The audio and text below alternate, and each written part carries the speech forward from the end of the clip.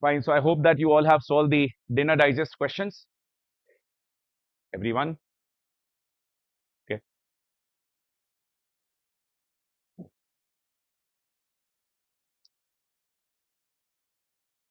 Any doubts over there? Nothing? Okay.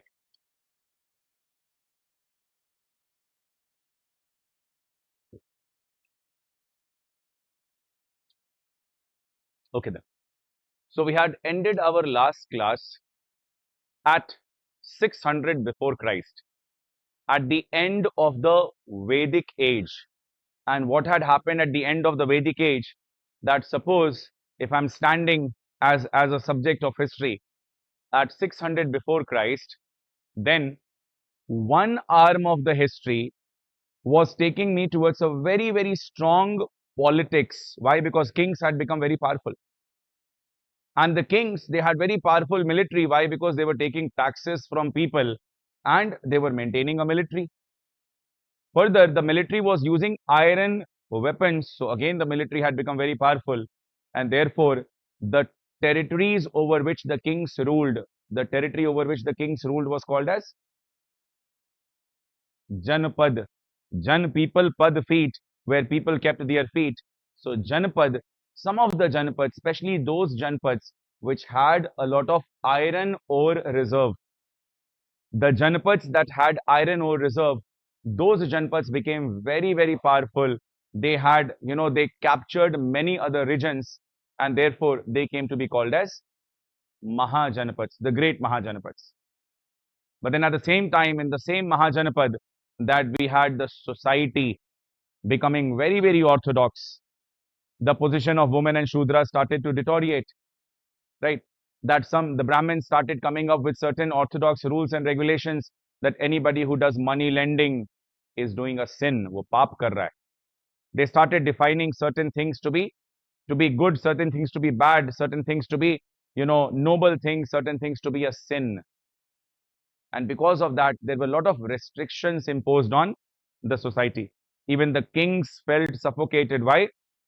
Because it was the Brahmins who had occupied the two tribal councils, namely Sabha and Samiti, that they were making rules and regulations over there and forcing the king to abide by the same rules and regulations.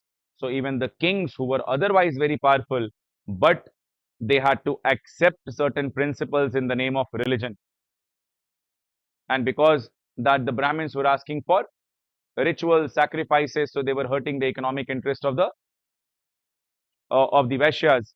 And when it came to the Shudras and women, that no dignity was provided to them, that they were asked not even to listen to the Vedic chants, and hence that the social orthodoxy had reached to its peak, the religious orthodoxy had reached to its peak, and hence the counter came in the form of the counter Vedic cultures. Two counter Vedic cultures we had discussed, but I had said that I will be repeating the same in the class. So the two counter Vedic cultures that we had discussed.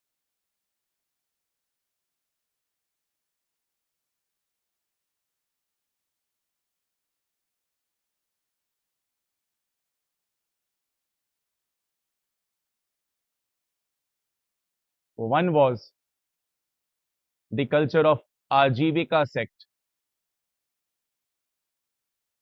Ajivika sect people.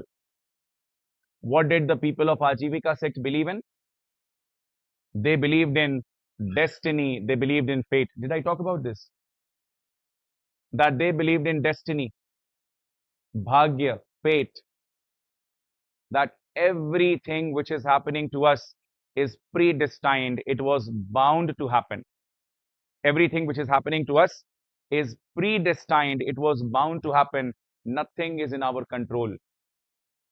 So when they are saying this, they are actually attacking the orthodoxy of the Vedas, because the Vedas were saying that you follow this ritual, you offer this sacrifice, and life will be better. But then Makkali Ghosal, who was the founder of Ajivika sect, Makkali Ghosal said that nothing can change. Everything which is happening in your life, everything which will happen in your life, it is all predestined. लिखा हुआ है, आप नहीं बदल सकते. and hence that this was a strong challenge to the rituals and the sacrifices which were telling people that you follow these rituals, you offer these sacrifices, and you will be able to get rid of the sufferings, you will be able to get rid of your miseries, you will be able to lead a happy life. Okay, so this Ajivika sect, this was founded by Makhali Ghosal.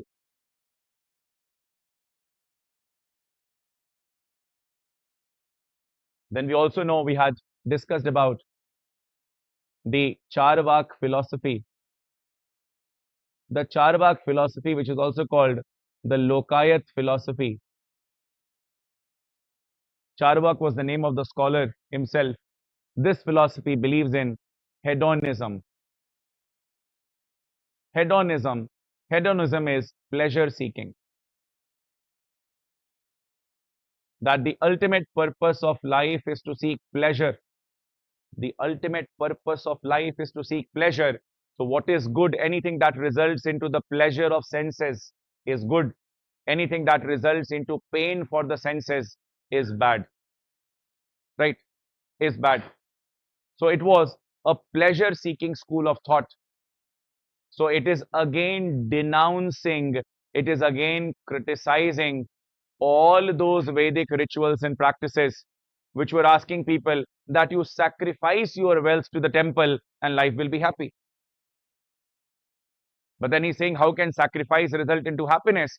Sacrifice is depriving you from the pleasure of life, and therefore that is not true happiness. Okay. So, but then these two were intellectually not very appealing, and for that reason, they were easily countered by the Brahmins that okay, if everything is a matter of fate, tab to kuch mat karo, soye raho. Why are you sitting and preparing in the class? Just sleep, fill the form, likha hua hoga hona to ho jayega. So these things were countered. These things were countered by the Brahmins. Okay, that these things were countered by the Brahmins. Similarly, that Charvak, the the theory that I told yesterday, right? The theory that I told yesterday, Charvak school of thought, that the Brahmins will say, तब तो ठीक है, आपका भी पैसा लेकर कोई चला जाए, है ना? कि आपका भी पैसा लेकर कोई चला जाए, वापस नहीं करे, then be happy, because that is what he is teaching you, that you take money, borrow money, enjoy life. Once you die, who will come to collect the loan? So even you can also suffer. कोई तुमसे पैसा लेगा, लेकर life enjoy करेगा, will not return money to you. So do you really want this kind of an unethical life? So for that reason, that these philosophies could not become very, very popular. Okay, for that reason, that these philosophies could not become very popular. Okay, but then there were two philosophies which became very, very, that they challenged the Vedic orthodoxy. One was Buddhism, and the other was Jainism. One was Buddhism and other was Jainism. These two philosophies that they became really powerful. These two philosophies, they became powerful, that they presented a strong intellectual challenge to the orthodoxies of the Veda. They presented a very strong intellectual challenge to the orthodoxy of the Vedas.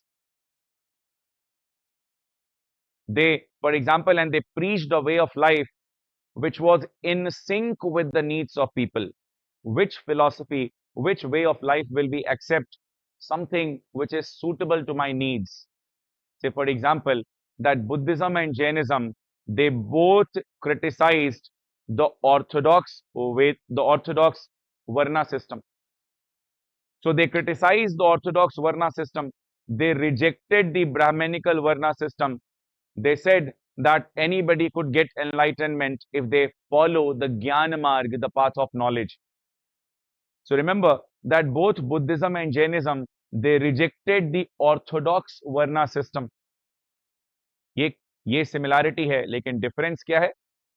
Difference है that Buddhism outrightly rejected the Varna system. कि ऐसा कोई Brahminical वर्ना system हम accept ही नहीं करेंगे, ये पूरा का पूरा गलत है, हटाओ इसको. But Jainism, it rejected the varna system based on कुछ तो कल हम लोग पढ़े थे ना लास्ट क्लास में, based on something.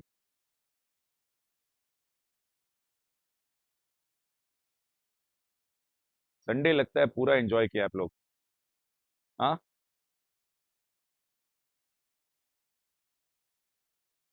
the varna system, which varna system was very very orthodox, something which was based on birth, है ना.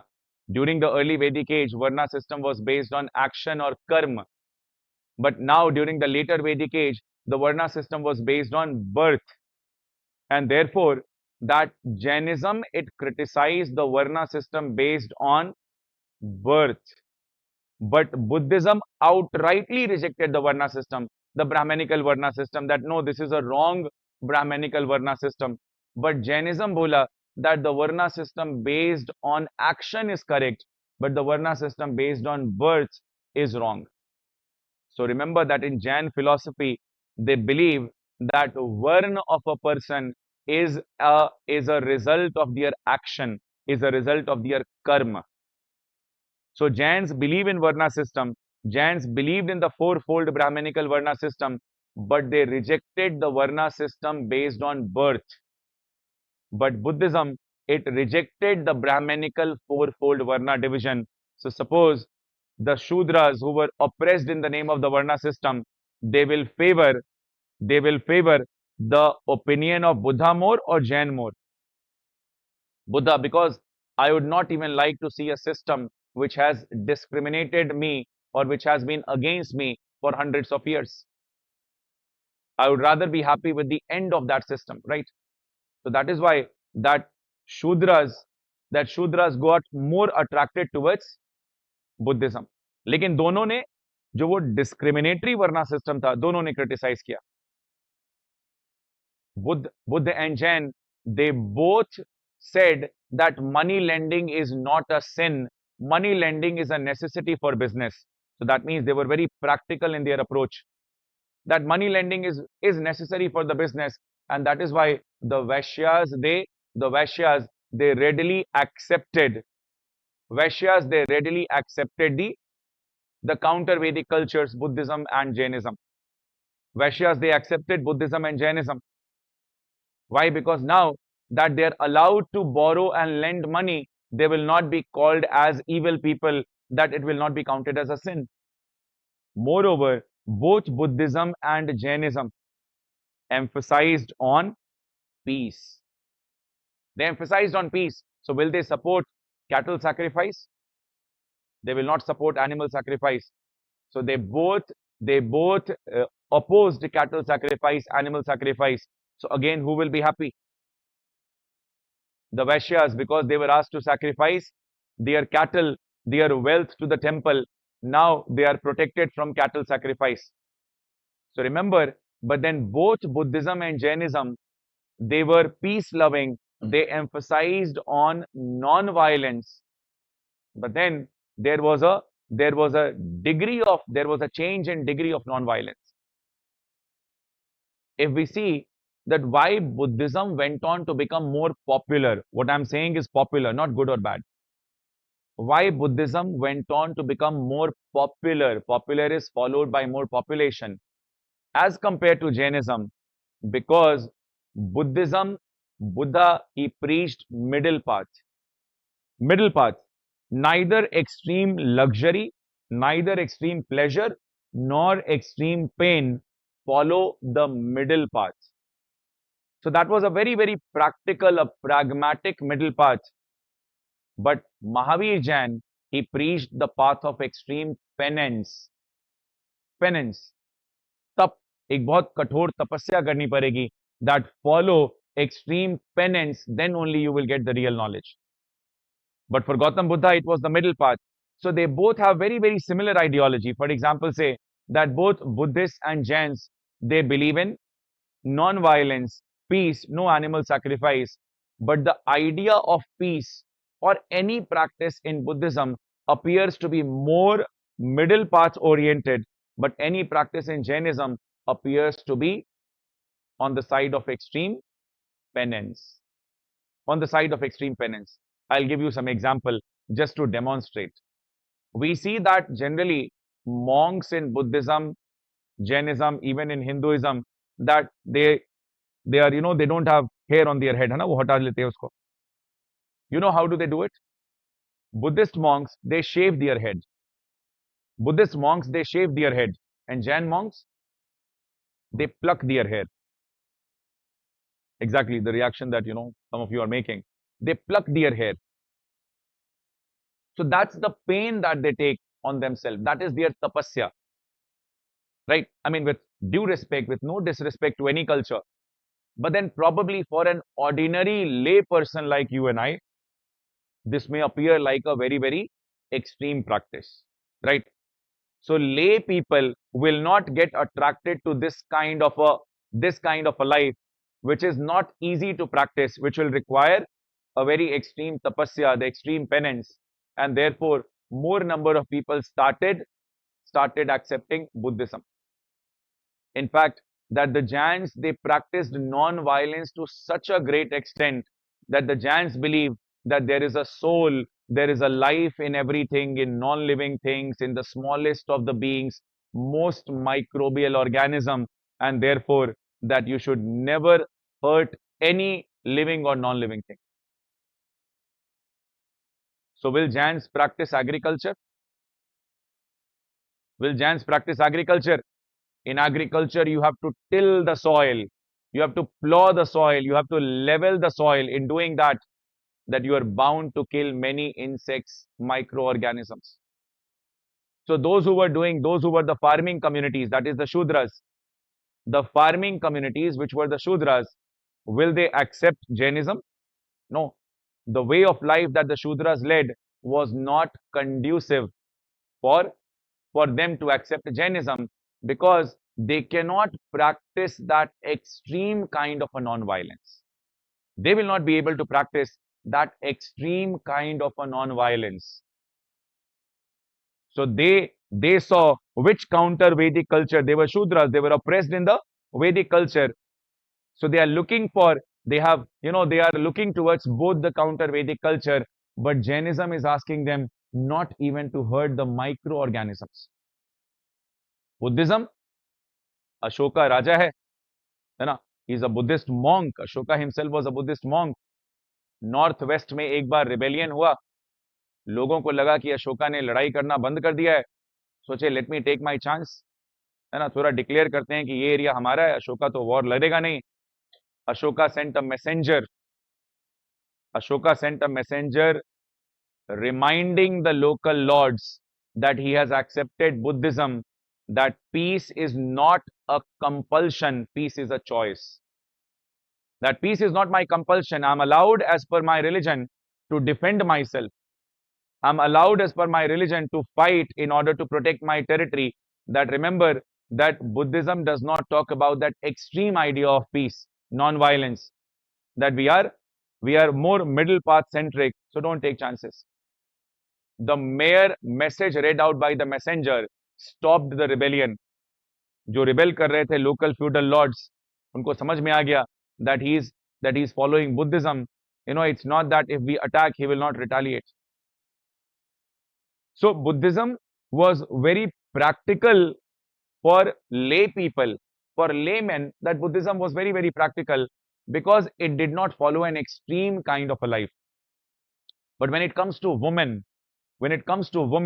that Jainism was more liberating as compared to Buddhism, because Buddhism was a monastic religion. Monastic. To become a Buddhist monk, to practice Buddhism, one had to go to the monastery and then practice Buddhism. To begin with, it was a monastic religion. Monastery में जाकर rules regulations को follow करके और Buddhism practice किया जाता था. But Jainism could be practiced at home. Jainism could be practiced at home. So we may come from any kind of a liberal family, but when it comes to women, our families would be more comfortable with women going to a monastery to practice religion or staying back at home to practice religion. more preference for women staying back at home. And for that reason, that Jainism was more liberating to women as compared to Buddhism. That Jainism was more liberating to women as compared to Buddhism.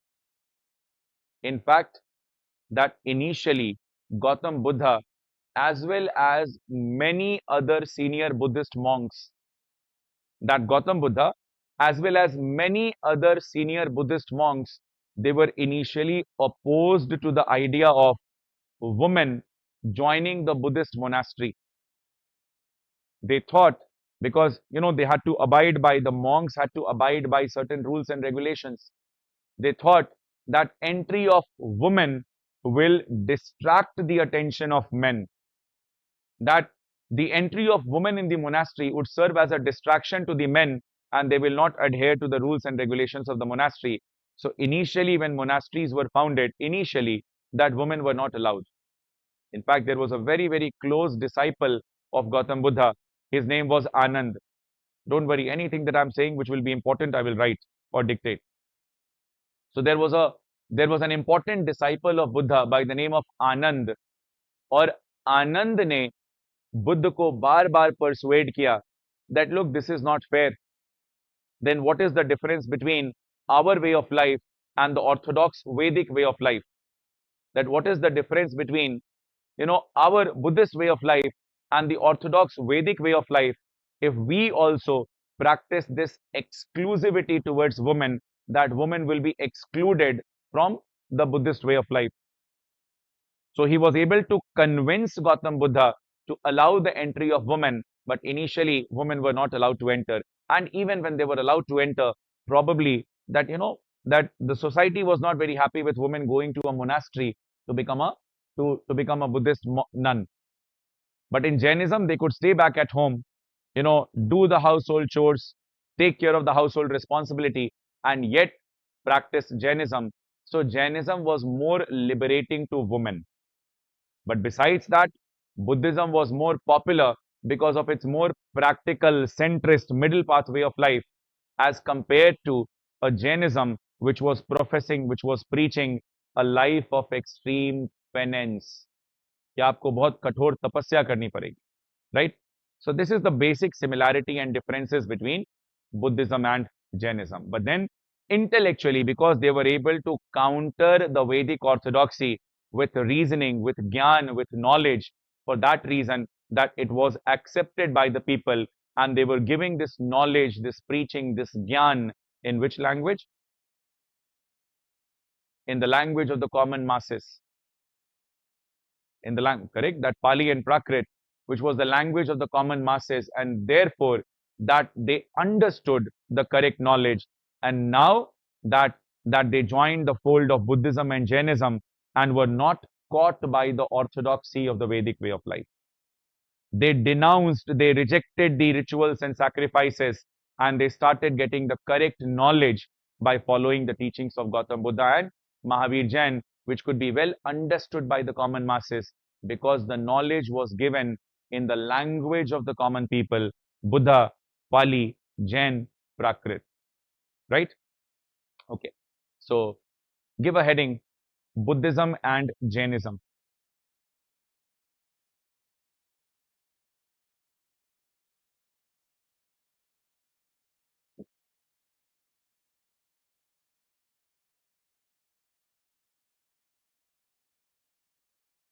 Right? On Buddhism and Jainism emerged as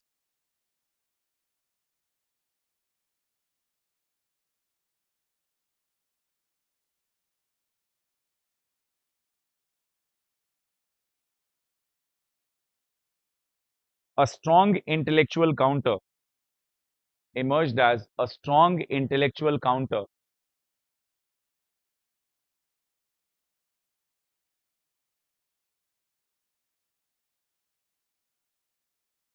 to the Vedic orthodoxy, to the Vedic orthodoxy.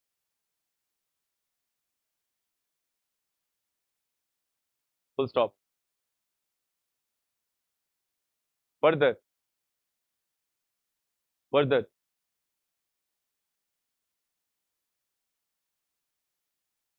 They were well accepted by the people.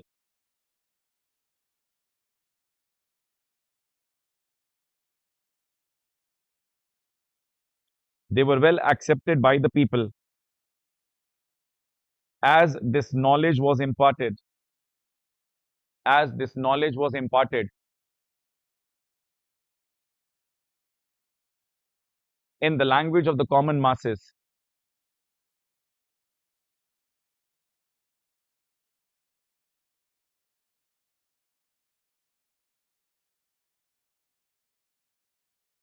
That is I dot E dot. That is Buddha preached in Pali. That is Buddha preached in Pali.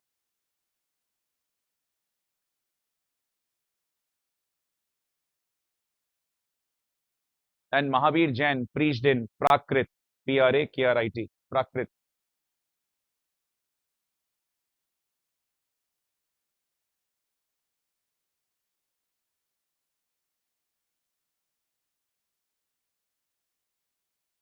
Okay. Prakrit. Full stop. The two cultures had certain similarities. The two cultures had certain similarities as well as differences.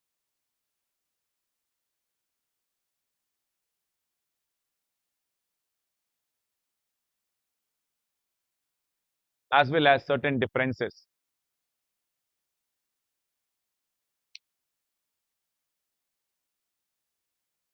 Okay, certain similarities as well as differences.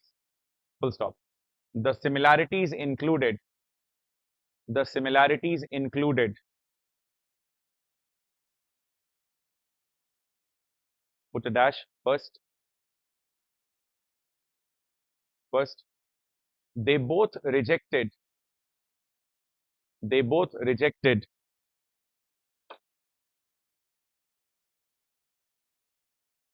the orthodox Brahmanical Varna system.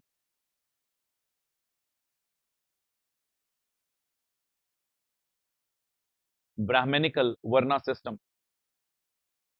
They both rejected the orthodox Brahmanical Varna system. Full stop. Second, they both emphasized on peace and non-violence. They both emphasized on peace and non-violence.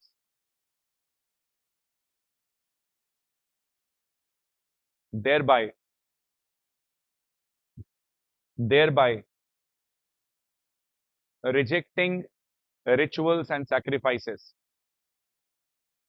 Thereby rejecting rituals and sacrifices.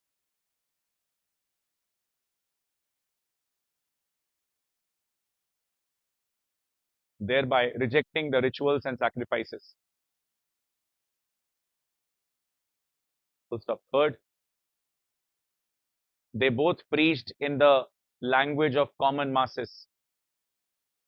They both preached in the language of common masses. We have already written above, so I'm not repeating. They both preached in the language of common masses.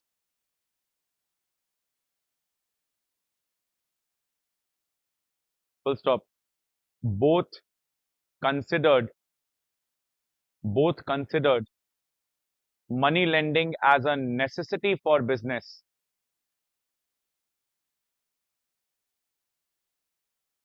Considered money lending as a necessity for business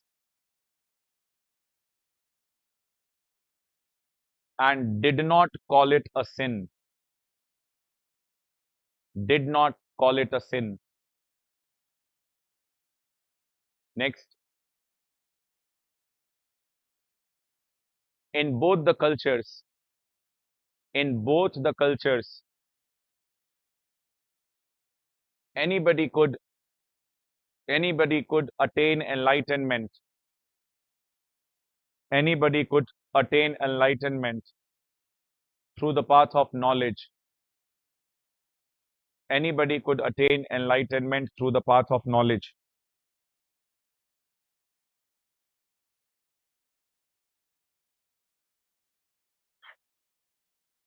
Anybody could attain enlightenment through the path of knowledge.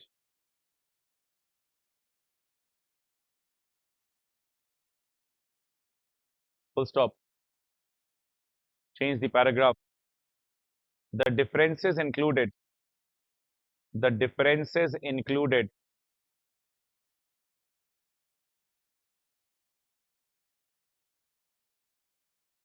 The differences included. Put a dash first. Buddha outrightly rejected the Brahmanical Varna system. Buddha outrightly rejected the Brahmanical Varna system. Buddha outrightly rejected the Brahmanical Varna system. Whereas Mahavir Jain, whereas Mahavir Jain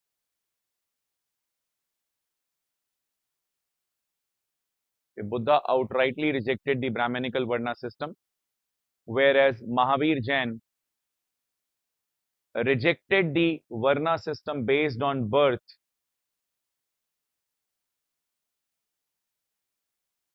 Varna system based on birth,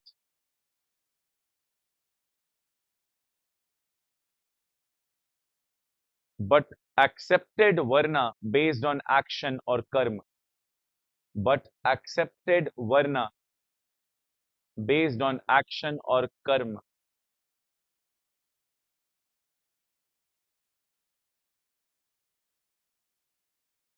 Full stop. Change the paragraph. Second, Jainism believed in the path of extreme penance. Jainism believed in the path of extreme penance. Penance. Penance. While Buddhism, while Buddhism believed in middle path. While Buddhism believed in middle path.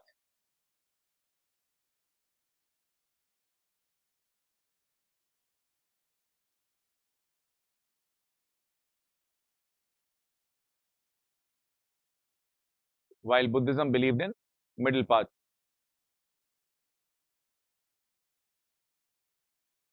Full stop. For instance, for instance, the idea of peace in Jainism, the idea of peace in Jainism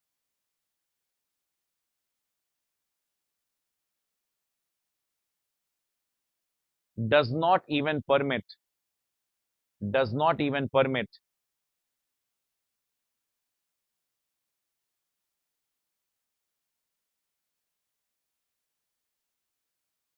killing of microorganisms, killing of microorganisms. Full stop. Hence, the farming communities, hence the farming communities did not accept Jainism, did not accept Jainism. So generally, who will accept Jainism? The traders, right? Even today, if you see the Jain community is basically, they are business communities. Okay. So the traders. Okay. Full stop. So these are the essential, this is the basic difference between Buddhism and Jainism. Now, one by one, we will study about Buddhism and Jainism. Just like Indus Valley civilization, even the counter Vedic culture is very, very important. Bound to have a question. रहता ही हर एक साल that in APPSCC, that every time that there has been a question from the counter Vedic culture. Okay. We will split the topic of Buddhism into three different parts. One is the life history of Buddha. The second, that is Buddhist philosophy. And third, that how Buddhist philosophy, it actually became globally accepted, right? Why? Because see, at the same time, when we have the rise of the counter Vedic cultures, parallelly, We have Mahajanapads, which are ruled by very, very powerful kings, right? We have Mahajanapads, which are ruled by very, very powerful kings. And some of the kings who will who will be attracted by the teachings of Buddha and Jain, if they accept it, then these powerful kings, that they will lend support to the teachings of Buddha and Jain. And if you remember, I had said that the Aryans during the later Vedic age, they had reached up to eastern India, but when they occupied the state of Bihar, they could only occupy up to which region? The northern region, not the southern region. And if you look at the southern region of Bihar, which is now South Bihar and Jharkhand, because the state got divided, that is the region where a lot of iron ore mines are found. So these iron ore reserves were not under the control of Aryans, they were under the control of the indigenous people. And that particular kingdom was called as the Magad kingdom, one of the most powerful ancient Indian kingdoms with powerful kings. And they were what in origin? They were actually Shudras in origin.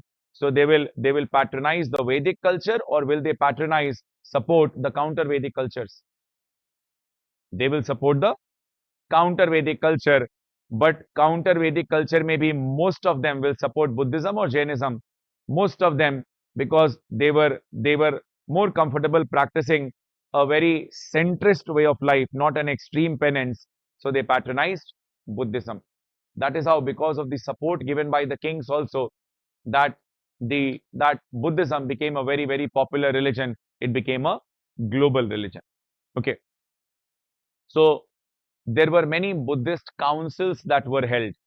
We will study about those Buddhist councils as well. Starting with the life history of Buddha. Give a new heading, Buddhism.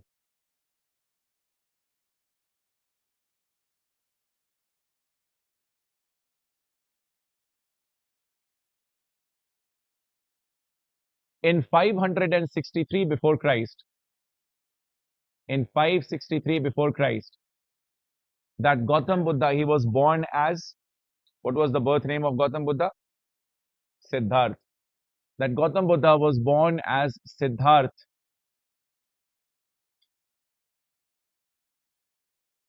He was born as Siddharth. Where was he born? Lumbini, which happens to be in Nepal today. Good, you all know all the things. Right? Lumbini. So he was born in Lumbini. Birthplace is Lumbini. His father, his father's name was Suddhodhan. His father's name was Suddhodhan. And Suddhodhan, he was the head of, he was a king. He was a king. So he was a king of the Sakya clan. He belonged to Sakya clan. So even Siddharth belongs to Sakya clan. He was the king of a place called Kapilvastu. He was a king of a place called Kapilvastu. And Suddhodhan's mother, sorry, Siddharth's mother, Mahamaya, she passed away a few days after the birth of Gautam Siddharth, that she passed away.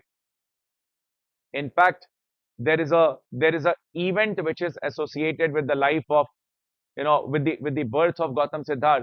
When Mahamaya, when Mahamaya, she had Gautam Siddharth in her womb, one fine day, that she had a dream in which she saw that an elephant has descended down into her womb.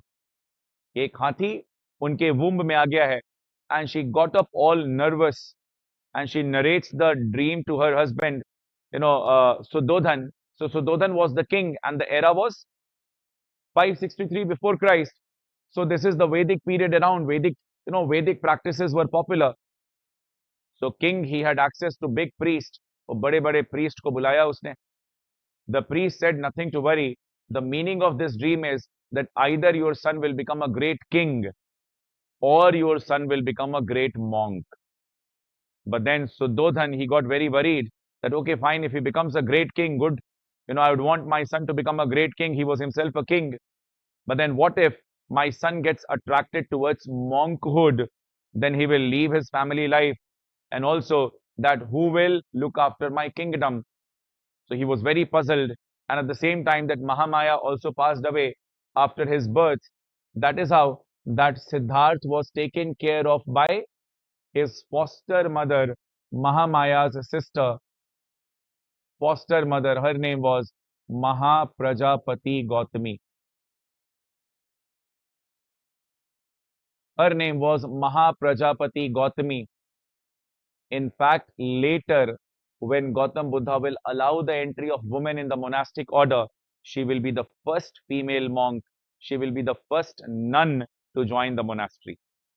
Mahaprajapati Gautami. She was the foster mother. Uski mausi hai. Mahamaya's sister. So Gautam Siddharth, he was taken care of by Mahaprajapati Gautami. So he had a very, very luxurious upbringing. क्यों? उसके father को क्या डर है कि बड़ा होके कहीं गलती से ये मॉन्क ना बन जाए. तो इसको सारे इस philosophical way of life, इसको इतना pleasure, इतनी luxury में रखो that his mind does not get attracted towards becoming a monk. So he was raised under luxury, and then when he came of age, that he was married to a beautiful princess called Yasodhara, and then he had different palaces for different seasons, lived in all luxury. But Gautam Siddharth was always puzzled. Somehow he was not happy and content despite of having all the luxury. There are some 4 events which are said to have changed the life of Gautam Buddha. He was always, he was always feeling something is missing. He was never happy with all the luxury around. At times he felt miserable despite of having a very, very comfortable life. Generally, when people, they don't feel good, you'll see that you and I also, we go on a long walk. Stress build up ho raha hai. Oh, we go on a long walk. So even Gautam Siddharth had a habit of going on long walks. One day that he saw that there is an old man was walking with his back bent. Gautam Siddharth, when he looked at the old man, he had this sudden realization that today, at the peak of my youthhood, at the prime of my youth, with all the luxuries around me, still I'm not happy. But someday, even I have to become old like him. So that means my life is going to become further miserable. That the miseries of the life are going to increase. Miseries of my life are not going to decrease. He became further puzzled. On some other day, he saw people carrying a sick man to a doctor. He again thought that today I'm at the peak of my health. I'm all healthy, surrounded by luxury. I'm at the peak of my youth. But someday even I will turn old. I will also fall sick. So again he believed that probably that what is he feeling right now, that he's feeling miserable right now, it is not the end of misery. My miseries are going to increase and increase. That the miseries of life are going to increase. The next day, he saw people carrying a dead body, a dead man. He had this realization that someday he will grow old, he will become sick, he will die. So basically, he will never be able to experience the joy of life, the happiness of life, the pleasure of life. Because with everything around him, he feels miserable. He feels something is missing. But then that he saw in the experiences of 3 other people that he is going to lead a further miserable life, and he will also die someday leading a very miserable life. और भी puzzled हो गए. But the 4th day he saw a saint. As the records write, that the saint was very, very modestly dressed. That the saint was very modestly dressed. He's just wrapped around in a piece of cloth, a gamcha pehenkar, bare body, and he's walking like a drunk elephant. He is walking like a drunk elephant. मदमस्त हाथी की चाल चल रहा है.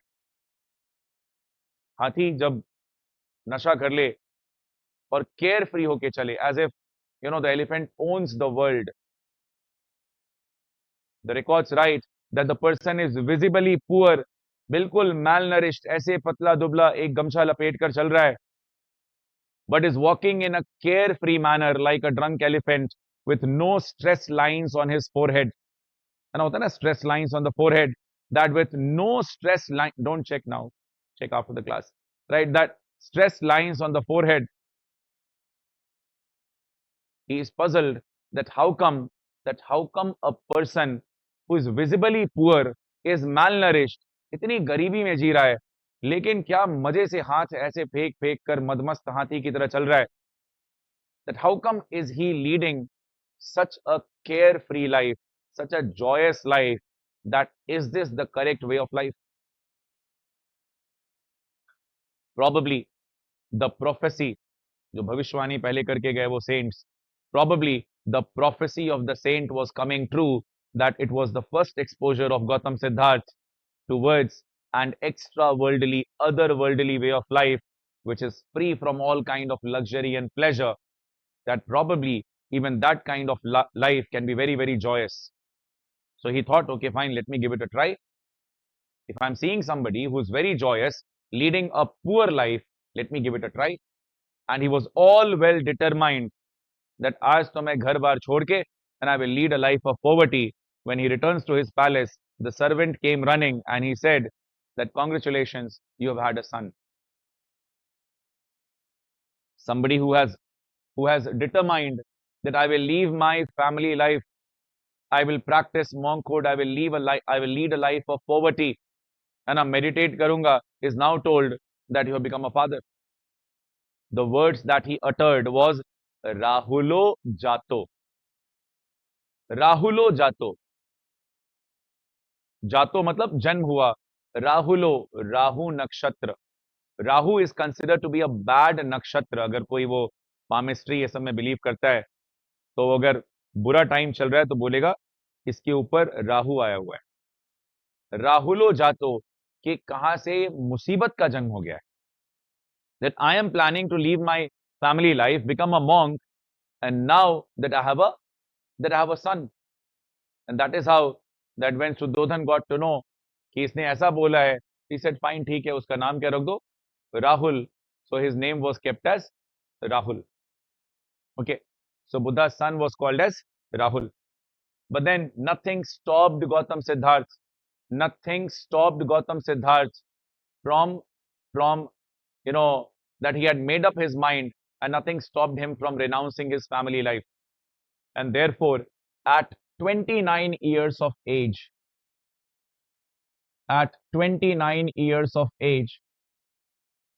Gautam Siddharth, he renounced family life.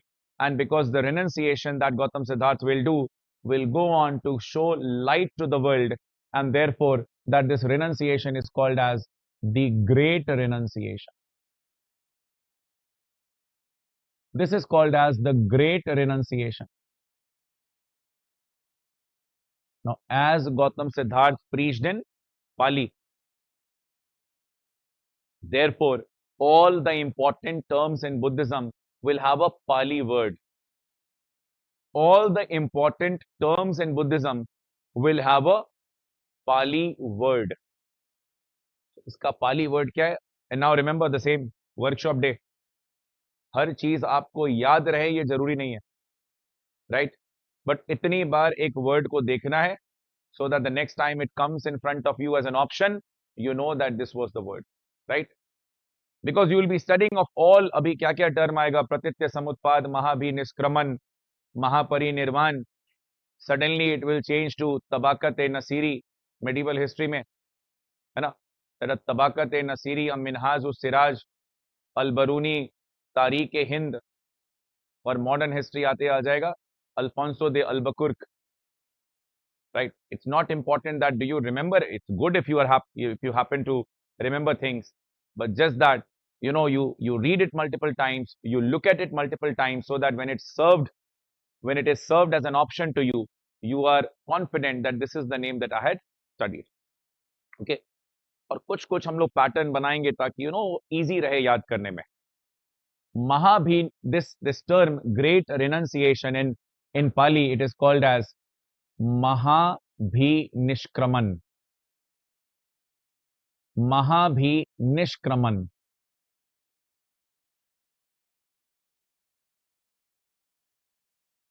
See, Maha is great, Abhi is special. निष्क्रमण, निष्क्रमण मतलब निष्कासन, निकल गए, घर से निकल के जा रहे हैं. सो महाभी निष्क्रमण, इस पैटर्न पे ध्यान देना. दैट अभी जहां भी आएगा, wherever you see the word अभी, अभी मीन स्पेशल. महाभी निष्क्रमण, निकल गए, that special journey wherein he left his family life and now he will lead a life of a monk. Mahabhi Nishkraman, the great renunciation. He left his home. He left his home on a horseback. The name of the horse was Kantak. Kantak was the name of the horse. Okay, he left his home on a horseback. The name of the horse was Kantak. So he's renounced his family life, leaving his wife and an infant son behind. That Gautam Siddharth, he left home in search of truth, in search of the true knowledge that will give him happiness. And for the next 6 years, he kept on practicing very, very harsh meditation. On the very first occasion, he saw that there is a group of 5 senior monks, 5 old monks who were sitting and they were practicing very, very harsh meditation. So he joined them. But then after some time, he was somehow not convinced. No, he was not having that gut feeling from inside that this is the right way to practice meditation. So he took permission from those 5 senior monks that, look, allow me to take a leave. I'm going to a different place. I will try some other techniques of meditation. But if you happen to find the right path to enlightenment, enlightenment is the correct knowledge, that if you get the correct knowledge, please find me and teach me. But if I get the correct knowledge, I promise I will find you and I will teach you. With this exchange of promise, that Gautam Siddharth, now that he left and he goes to a place called Bodh Gaya in Bihar.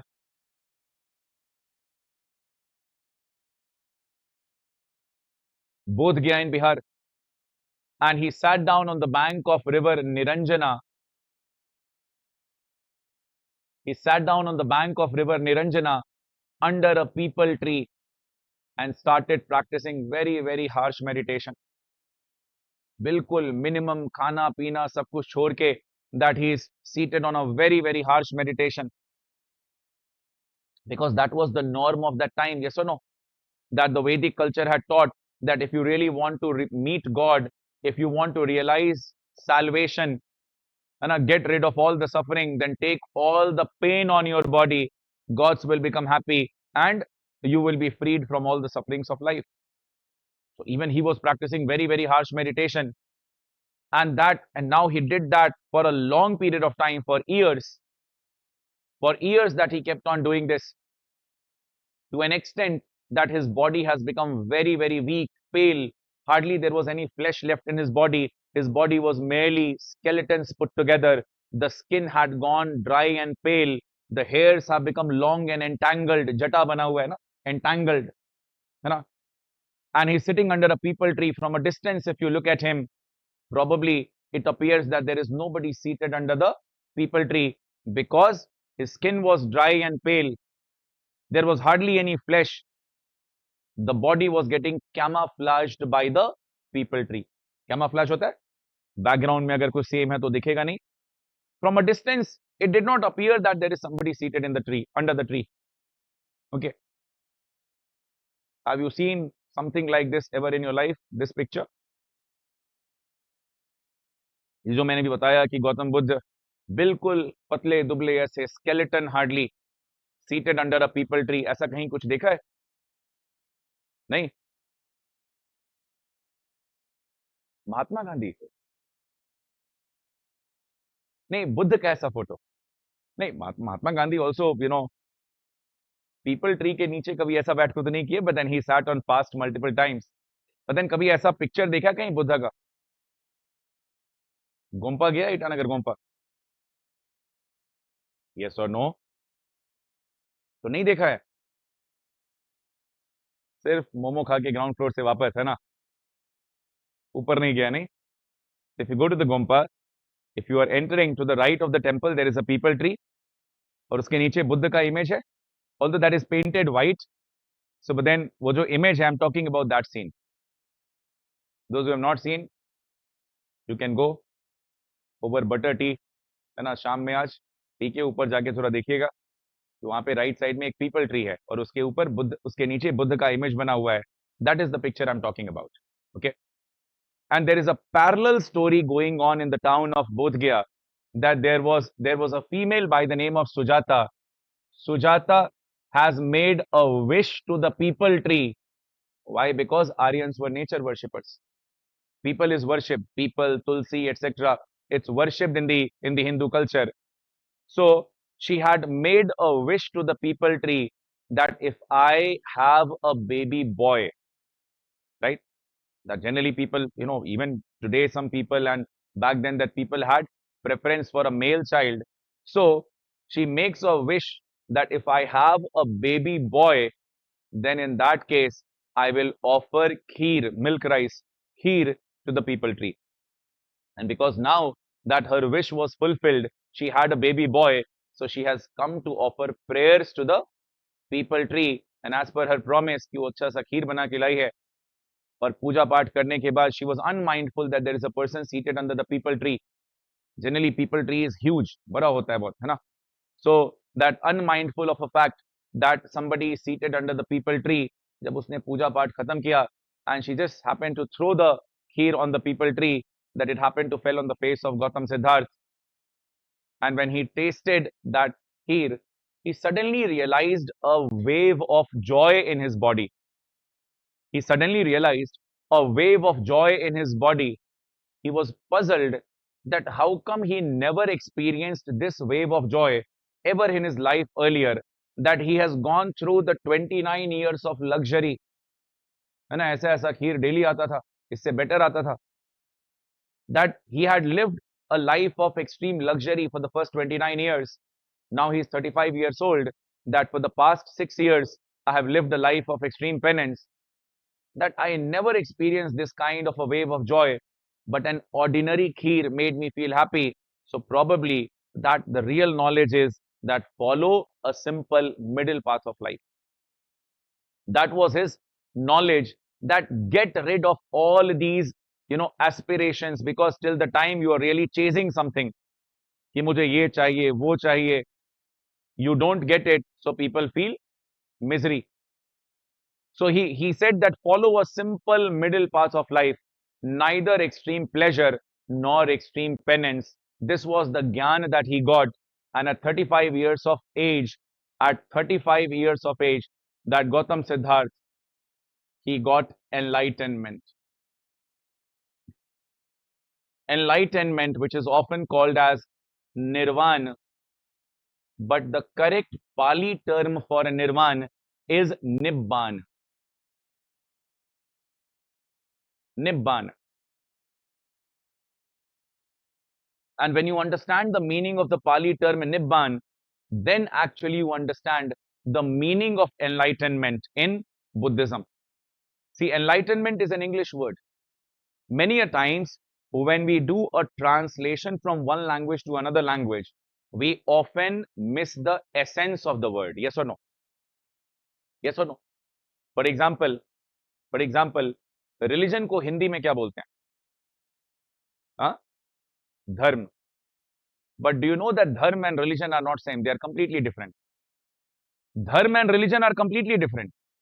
Religion comes from a Latin word, religare. Religion, it comes from a Latin word, religare, जिसका मतलब होता है a group of people having the same faith. So that's called religion. A group of people having the same faith. But dharma, as per the Indian scriptures, dharma is not a group of people having the same faith. Dharma is my obligation. UPSC में question आया हुआ है. UPSC में एक बार question है, what is the meaning of धर्म and रीत. That धर्म, क्योंकि आर्ट एंड कल्चर के भी कुछ क्वेश्चंस रहते हैं. धर्म इज नॉट रिलीजन, धर्म इज माय ऑब्लिगेशन, धर्म इज माय ड्यूटी, धर्म is my responsibility. That for example, that if you are a son or a daughter, then you have a dharma obligation towards your parents, right? If you are a father or a mother, you have a duty, you have an obligation towards your child. If you are a student preparing for civil services, you have a duty, you have an obligation.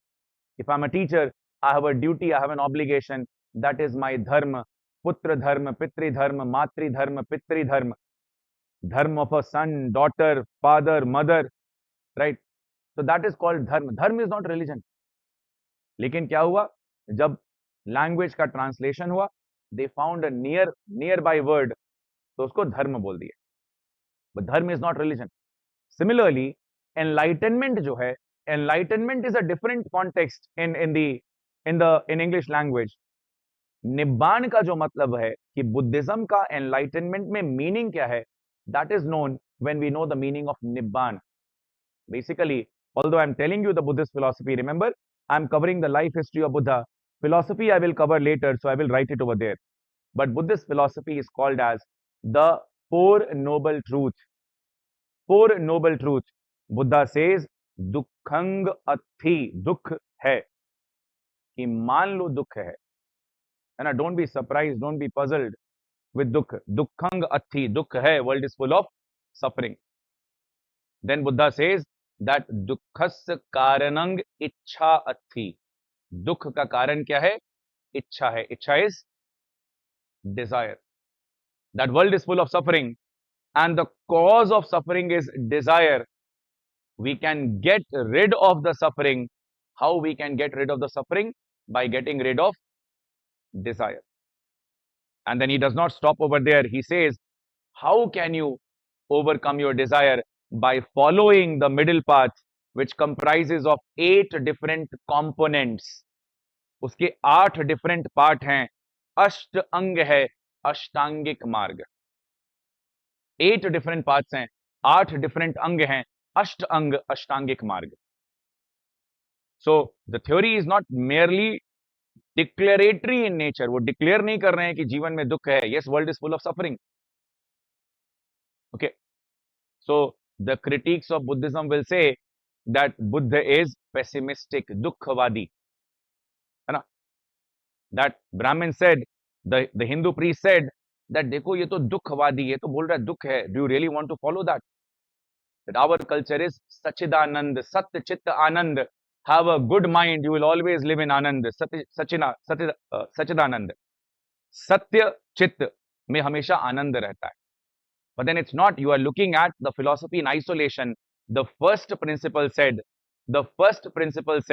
that dukkhang athi, dukh hai, world is full of suffering. But then he says the reason also that the cause of suffering is desire. You can get rid of suffering. The answer to it, how? By getting rid of the desire. But then tell me the path. How do I get rid of desire? Every time I look at something I want, I have an emotion of possessing it. How do I get rid of desire?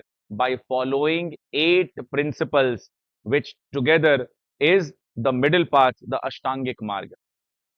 And therefore, the meaning of enlightenment in Buddhism is that you get rid of this fire of desire. We always experience the fire of desire. That desires never die. That once you fulfill one desire, it results into the automatic generation of another desire. Yes or no? Unless and until some of us may have had an odd experience, but I think that probably that our life today is far better than what we lived as a child, or maybe what we aspired as a child. Yes or no? Lived ki to dur baat hai. What we aspired as a child also. Yes or no? For example, in my generation, I think that, as a kid, we used to have some 3 pair of shoes. 3 pair of shoes होना मतलब कि आपका मोहल्ले में respect है ऐसा. एक तो स्कूल गोइंग शू, ब्लैक शू, वो तो सबके पास. दूसरा एक केट्स बोलते हैं उसको, जो स्कूल में पीटी वाले दिन पहन के जाना होता था ना, तो केट्स. वो भी बाटा का, नो फैंसी.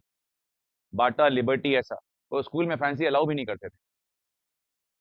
और पार्टी में भी बच्चे वही आप जीन शर्ट पहने और उसके नीचे स्कूल शू पहन के जाओ, है ना. और गलती से किसी के पास एक एक्स्ट्रा पेयर ऑफ शू है, वो मतलब उसका अच्छा इंप्रेशन होता था मोहल्ले में, और एक अलग से स्पोर्ट्स शू है, फिर तो इट्स लाइक पोजेसिंग BMW आज के जमाने का ऐसा. But today you see, that today, that generally, I don't know you, I mean, because there is a generation gap over here, right? So I don't know what your aspirations as a kid were, but you know, as a kid in my surrounding, that probably somebody who had 3-4 pairs of shoes was like, उसको देखा जाता था कि इस वजह से बहुत ज्यादा shoes है. Today you see, है ना, you go, you visit each other's house to verify whatever I'm saying is correct or not, है ना. 4-5 sneakers रखे हुए हैं, कुछ रखा हुआ है, all fancy shoes, yes or no? All fancy shoes. I will not name. I was once invited to somebody's house. I was shocked and disturbed to see the shoe rack. इतने सारे shoes थे वहां पे. So basically, we are all leading a life which is probably better than what we had lived, unless and until something wrong happened in between. Okay? Most of us are leading a life which is better than what we had lived earlier, or even better than what we had aspired earlier. But the problem is, as we go ahead, as we move up, the aspirations keep on increasing. That Buddha calls it as the fire of desire. And when will you get rid of your suffering? Only and only when you get rid of the fire of desire. नी का मतलब होता है, हिंदी का एक शब्द है निषेध. सुना है निषेध? नहीं, भूल जाओ. नी का मतलब है टू कैंसल, राइट? नी is to negate, cancel, to cancel or to annihilate.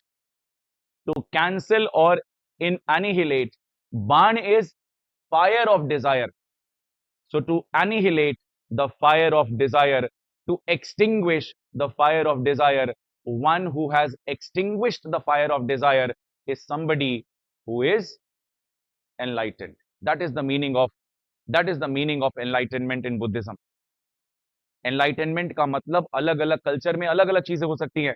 In Buddhism, this was a question UPSC 2016 या 17 year, I am forgetting, that what is the meaning of nirvana, what is the meaning of enlightenment in Buddhism. Enlightenment is that you have annihilated, you have extinguished, you have doused the fire of desire.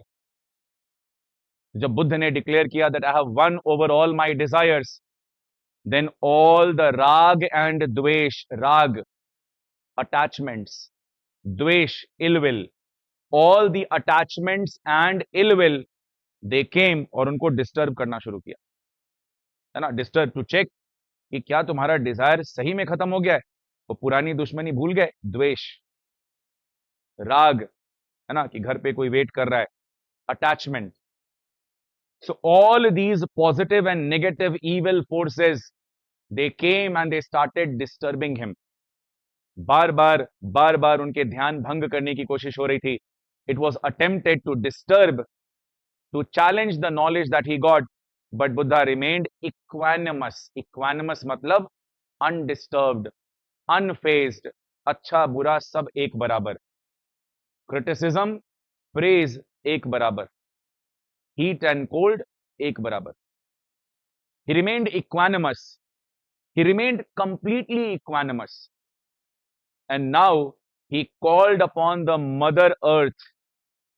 He called upon the Mother Earth with one hand pointing towards the earth and the second hand in a yogi posture. He declares, he calls the Mother Earth to be a witness that, see, all these forces are trying to disturb me, but look, I am equanimous, I am unfazed, I am undisturbed by any positive, negative, evil force. And therefore, you come, you appear, and you be a testimony to the fact that I have attained nirvana. I have no desires left in me, that I have attained enlightenment, I have attained nirvana. This mudra that I told, the posture in which he sat, is called as Bhumi Sparsha Mudra, calling upon the earth as a witness of enlightenment. Bhumi, Mother Goddess, Mother Earth, that calling upon the earth to be a witness that I have got enlightenment. Look, I have got the correct knowledge. I do not care about what is happening around me, that somebody is trying to disturb me, right? somebody is trying to remind me of the good bad things, I'm completely unbothered about it. So the mudra in which, ye bhi UPSC mein aaya hua ek baar question, the mudra in which he sat to demonstrate, to ask the mother earth to be a witness of his enlightenment, that it is called as bhumi sparsh mudra. So when he got enlightenment, he sat in bhumi sparsh mudra.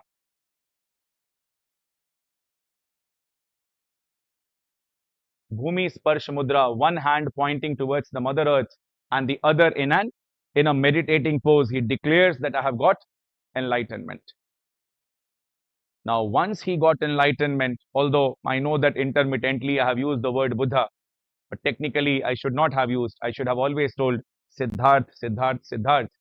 But then now, once Gautam Siddharth attained enlightenment, that he was called by different names.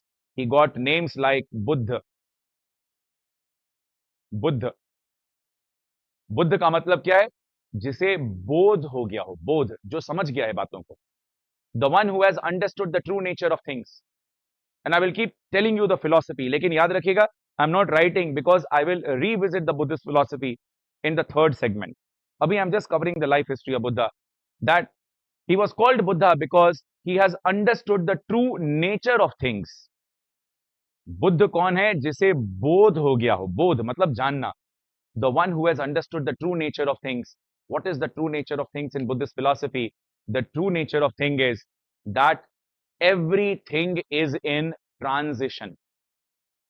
Everything is in transition. So what I was when I started telling this statement, and what I am when I'm ending the statement, that many of the blood cells, many of the body cells have died. New body cells have been created. So I was not the same that I am now in every passing moment. That everything is in transition. Gautam Siddharth says that Buddha says that what is the true nature of thing? The true nature of thing is that every object is in transition, and therefore nothing is permanent. Sabbe dhamma anatta. अनात्म, किसी भी चीज में आत्मा नहीं होती है.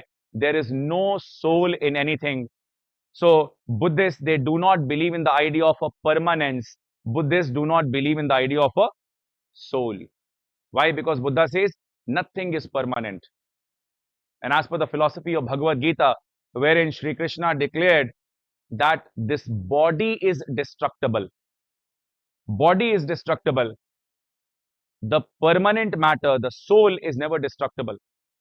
That once the body gets destroyed, the soul, it reincarnates in some other body. So the soul is never destroyed, and therefore it is a myth that you can destroy something. You can never destroy anything, because something you are destroying is actually destructible. Usko destroy karke kya hi kar liya? And there is a thing which can never be destroyed, which is soul, and hence that you cannot destroy anything. That was the upadesh, that was the preaching that Shri Krishna gave to Arjun in the war field, in the battleground in Mahabharat. Why? Because जब अर्जुन तीर धनुष लेकर खड़ा है और सामने उसके कौन है? जिसके साथ बचपन में सेम घर में बैठ के सेम थाली में खाना खाया है.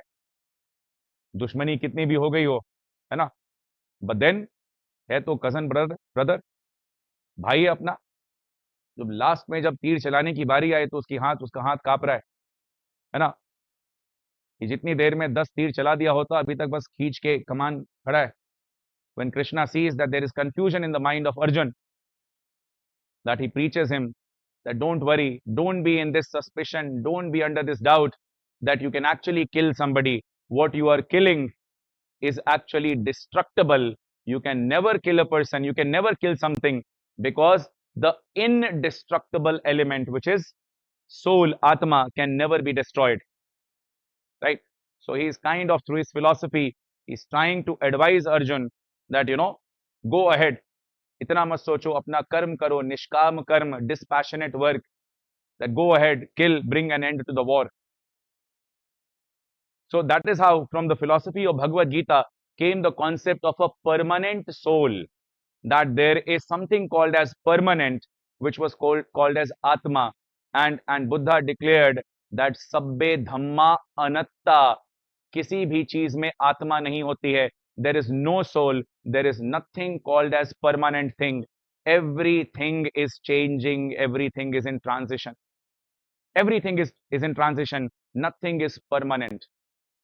And that is why that in Buddhist philosophy, there is no belief in soul. Just to ask that do Buddhists believe in rebirth? Yes or no? Yes. But then there is a different philosophy over there because those cultures of the world that believe in a permanent soul, for example, the Hindus, the Jains, उनके लिए simple है rebirth को define करना that the soul it acquired a new shape, a new body. But we will see later. Try to, although not required for exam, but I'll try my best if I can explain or if I have understood that how this rebirth happens in Buddhism. But that when we study about the Buddhist philosophy. So why is he called Buddha? Because he has now understood the true nature of things, that everything is in transition. There is nothing called as anything is permanent. Nothing is permanent. So he was called as Buddha. He was called as Sakya Muni. Simple. Why? Because he was born in the Sakya clan. Sakya Muni. He was also called as Tathagat. Tathagat. Remember all the stories that I am telling will not come in the exam at all.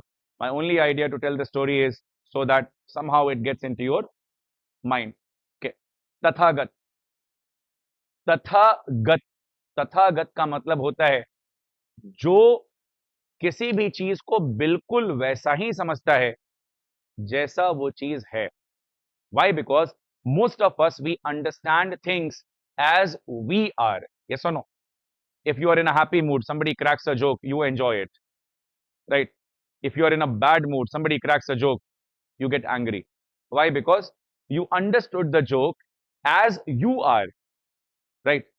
You took that statement as you are. But who is Tathagat? जो जैसे को तैसा समझता है. The one who understands the nature of things as they are, not as we are. The one who understands the nature of things as they are. Why? Because they are enlightened being. They don't decide anything on the basis of their emotions. So the one who understands the nature of things as they are, usko bola gaya Tathagat. So Gautam Siddharth was called by 3 different names now: Buddha, Sakya Muni, and Tathagat. He has got enlightenment. But then, when he started his journey towards Bodh Gaya, he had made a promise to the 5 old monks. He had made a promise that if I get enlightenment, I will find you and I will teach you the path to enlightenment. Right? That was the promise. In Buddhism, it is believed that enlightened people have enlightened vision. Well, enlightened people have a halo. Halo yahan par, right? So they have an enlightened vision. That means that even with their eyes closed, they can look at the world around. Okay. So Gautam Siddharth, he saw that these 5 old monks, they are sitting in a deer park. एक हिरन जहां पे रहता है, deer park at Sarnath. Sarnath is close to Varanasi in UP. He saw that the 5 old monks,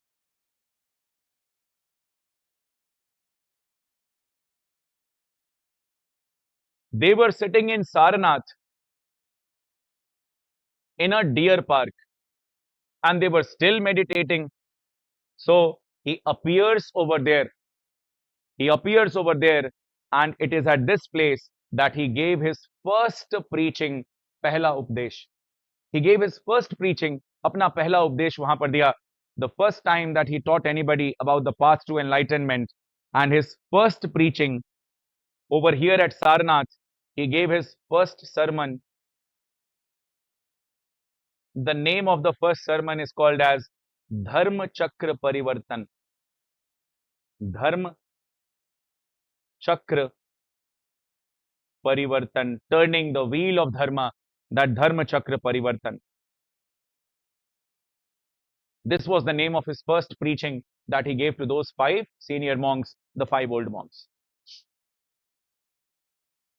And then he sees that the world is caught in rituals, sacrifices, all the wrong knowledge, orthodox practices.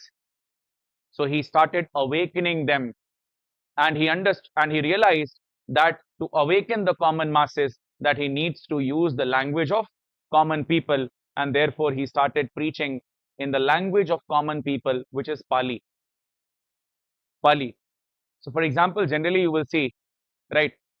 For example, generally you will see that, in very the language which is spoken by the elites, that they focus a lot on, that the language which is spoken by the elites, it focuses a lot on certain diction, है ना? Diction. You will see some people have a habit of correcting others' pronunciation and all, right? That's very irritating, but still, you see some people doing that. So the elite languages, they have a very, very subtle differences. For example, आप संस्कृत या हिंदी में देखिए, there are three different types of S sound. Yes or no? स, श. तीसरा वाला तो क्या है पता नहीं, वो तो roll the tongue, back to the vocal cord, sh, right? And ironically, my name has both the difficult sh.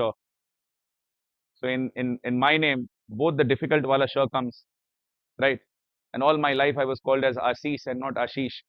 So it's because of the strong impact of the language of Pali on the way the Hindi is spoken in eastern part of India. In fact, if I can tell you something very interesting about it, you see that because Hindi in Arunachal was probably, to the best of my understanding, was brought by the teachers who came mostly from Bihar and eastern part of Uttar Pradesh.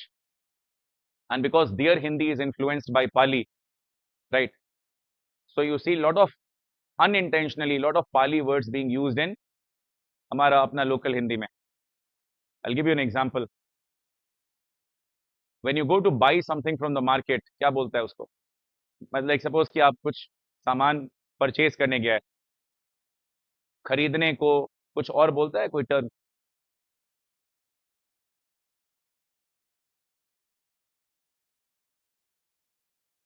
Yes. And all the BTS fans don't use Korean words, right? ये नहीं कि ये बोलता है. Yes.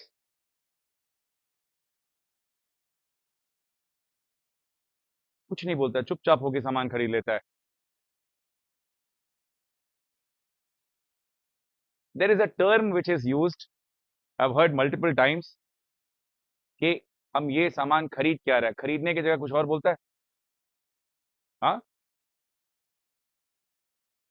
खरीदेगा, वो तो खरीद ही हो गया ना, लेने जाएगा. चलो, एक और कुछ बोलता है, क से,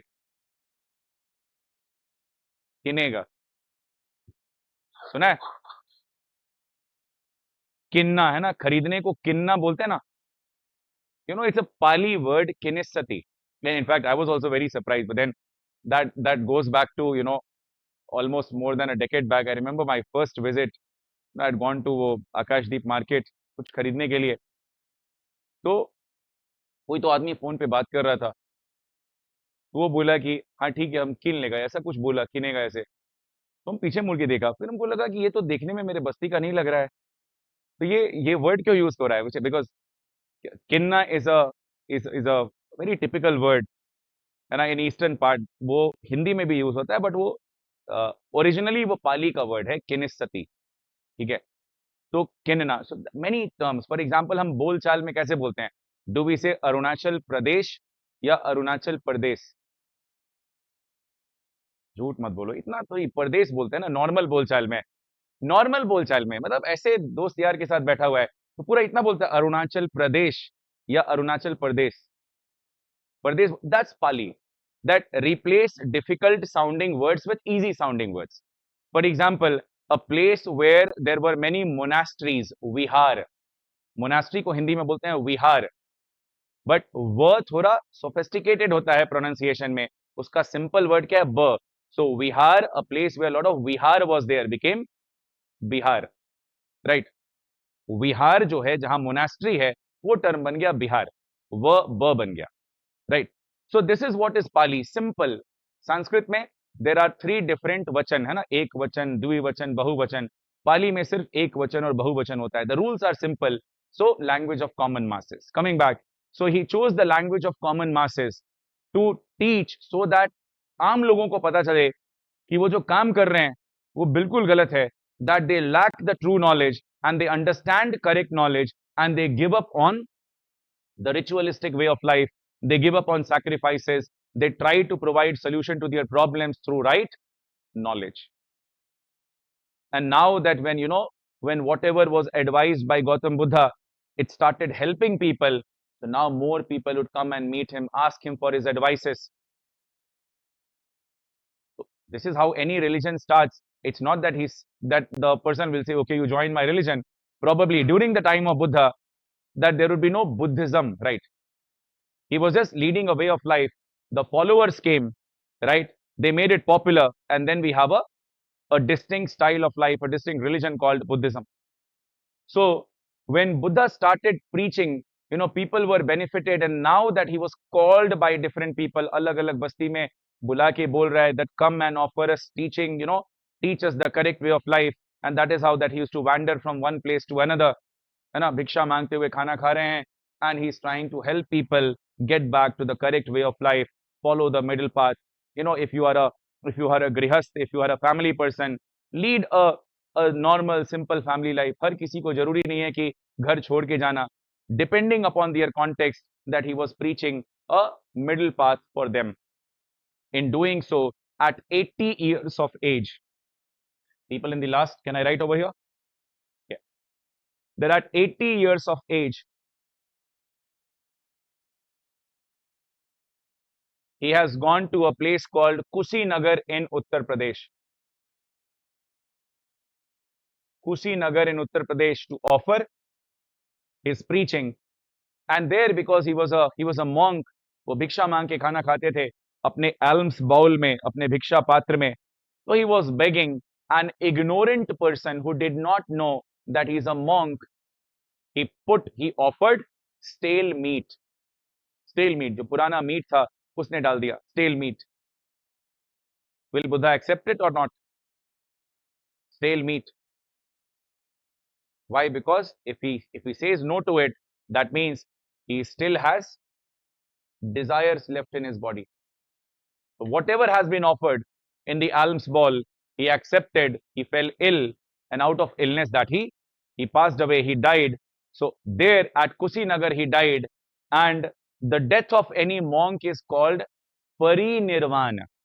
But then because he is Buddha himself, so his death was called as Mahaparinirvana.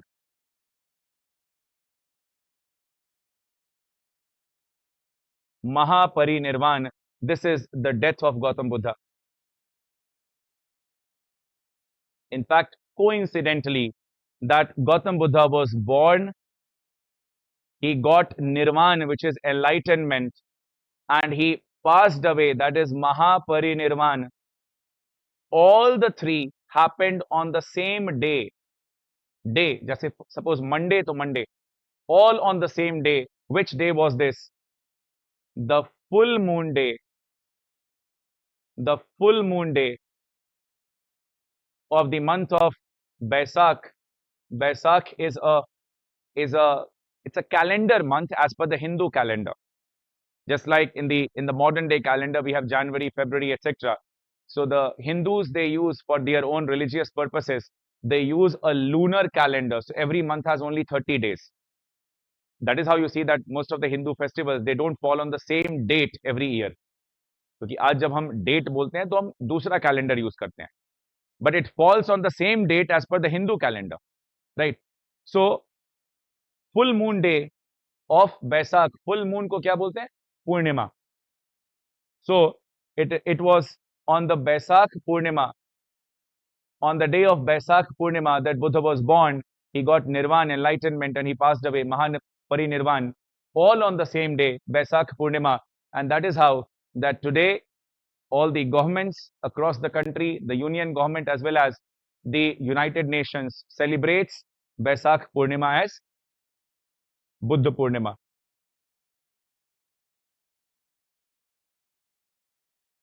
As Buddha Purnima. So this is celebrated as the International Day of Buddha Purnima, celebrated by United Nations as well. एक आध कुछ क्योंकि हम लोग exam के लिए पढ़ रहे हैं, so let me see if I have missed any fact or not. Write down a couple of names. For example, the name of Buddha's teacher, Alar Kalam. Gautam Buddha's teacher was Alar Kalam, and one of his closest disciple who persuaded Buddha to allow the entry of women in the monastery, his name was Anand. Alar Kalam was teacher, and the one who persuaded Buddha to allow the entry of women in the monastery was Anand. Okay. As Buddhism is very, very important, so quick questions. Where was Buddha born? Lumbini. 4 places are important. Where was Buddha born? Lumbini. Where did he get enlightenment? Bodh Gaya. On the bank of river? Niranjana. Under the tree? People tree. Where did he give his first sermon? Sarnath. What is the name of his first sermon? Dharma Chakra Parivartan. Where did he pass away? Kushinagar. What is his death called? Mahaparinirvan. And what is the episode that he left his family life called? Mahabhinishkraman. Right? Mahabhinishkraman. And what are the names that he's called by? Buddha, Sakyamuni, and Tathagat. That right at the time of enlightenment, to show, to request Mother Earth to be a witness of his enlightenment, that he sat in a posture, a position which is called as the Bhumi Sparsh Mudra. Right? Bhumi Sparsh Mudra.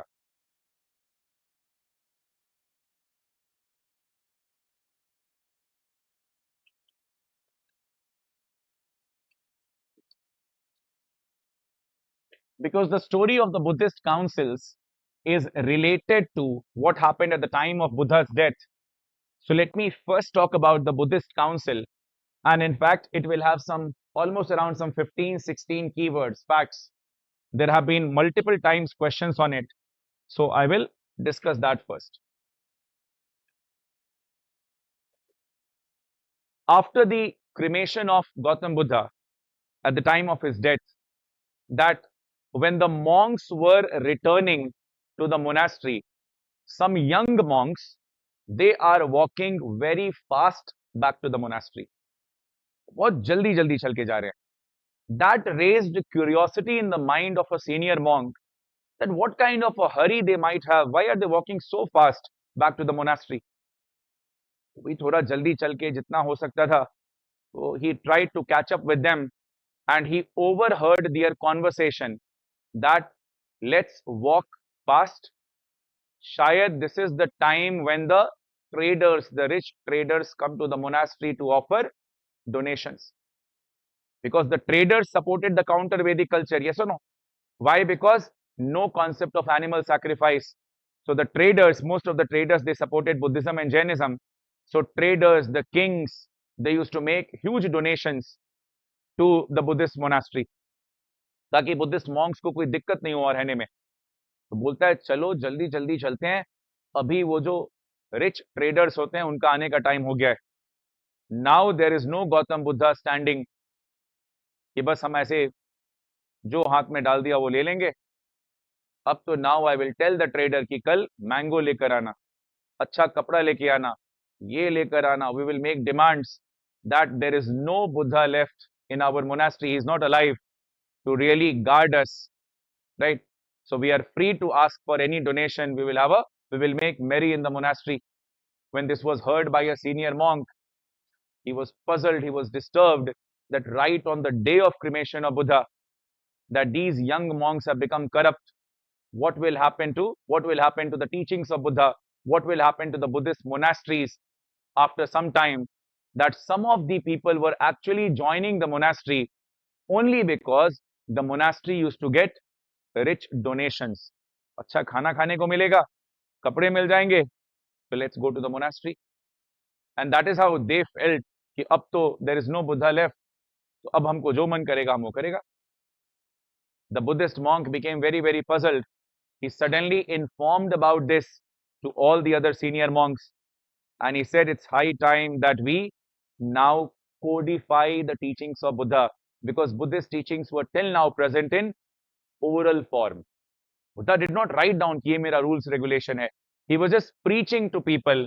Whoever faced any problem, they came to Buddha, or Buddha went to give his upadesh, his sermon. It was never put down in writing, and any oral tradition, it gets diluted, it gets distorted over a period of time. And for that reason, that the senior monks, they decided that we need to immediately sit down, hold a meeting, call for a meeting, and then we need to decide that what was the opinion of Gautam Buddha on all the issues that he had spoken about, so that these corrupt young monks are never able to dilute or divert the teachings of Buddha, right? And hence, the first Buddhist council was called. And over a period of time, whenever there would be some deviation or some distortion in the way of life in the monasteries, that a Buddhist council will be called to resolve the issue. So overall, there were some 4 Buddhist councils called. Overall, there were some 4 Buddhist councils called, right? I will draw a tabular representation of the 4 Buddhist council. Allow me to complete the first, so that you know how much of space each column will take, right?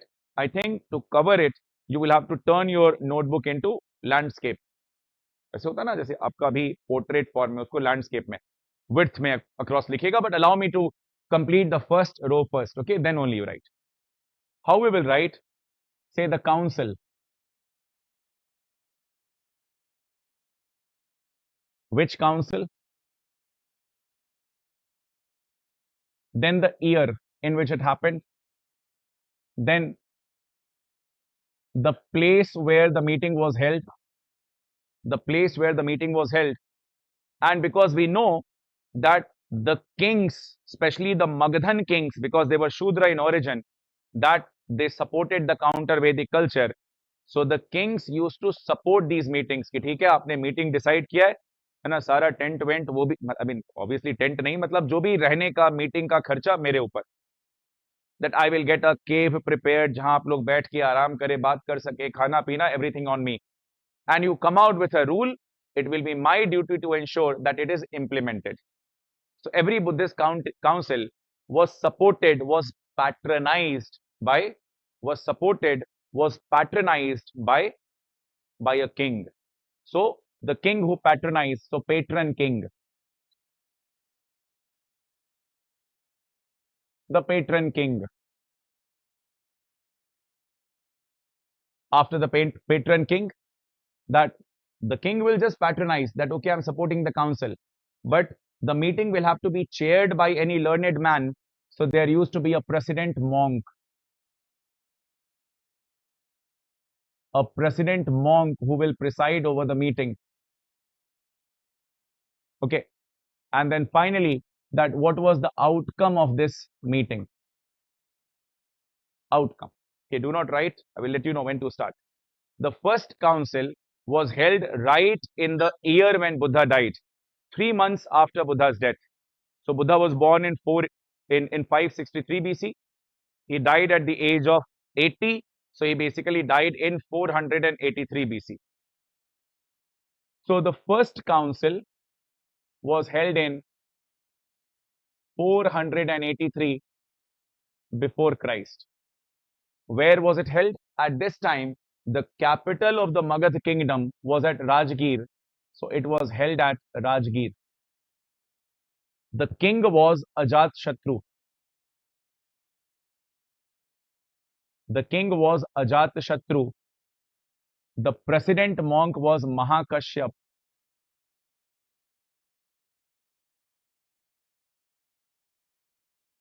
Mahakashyap. And what was the outcome? Why this meeting was called?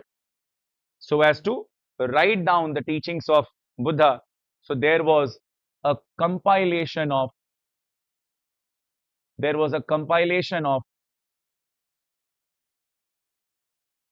the canonical literature.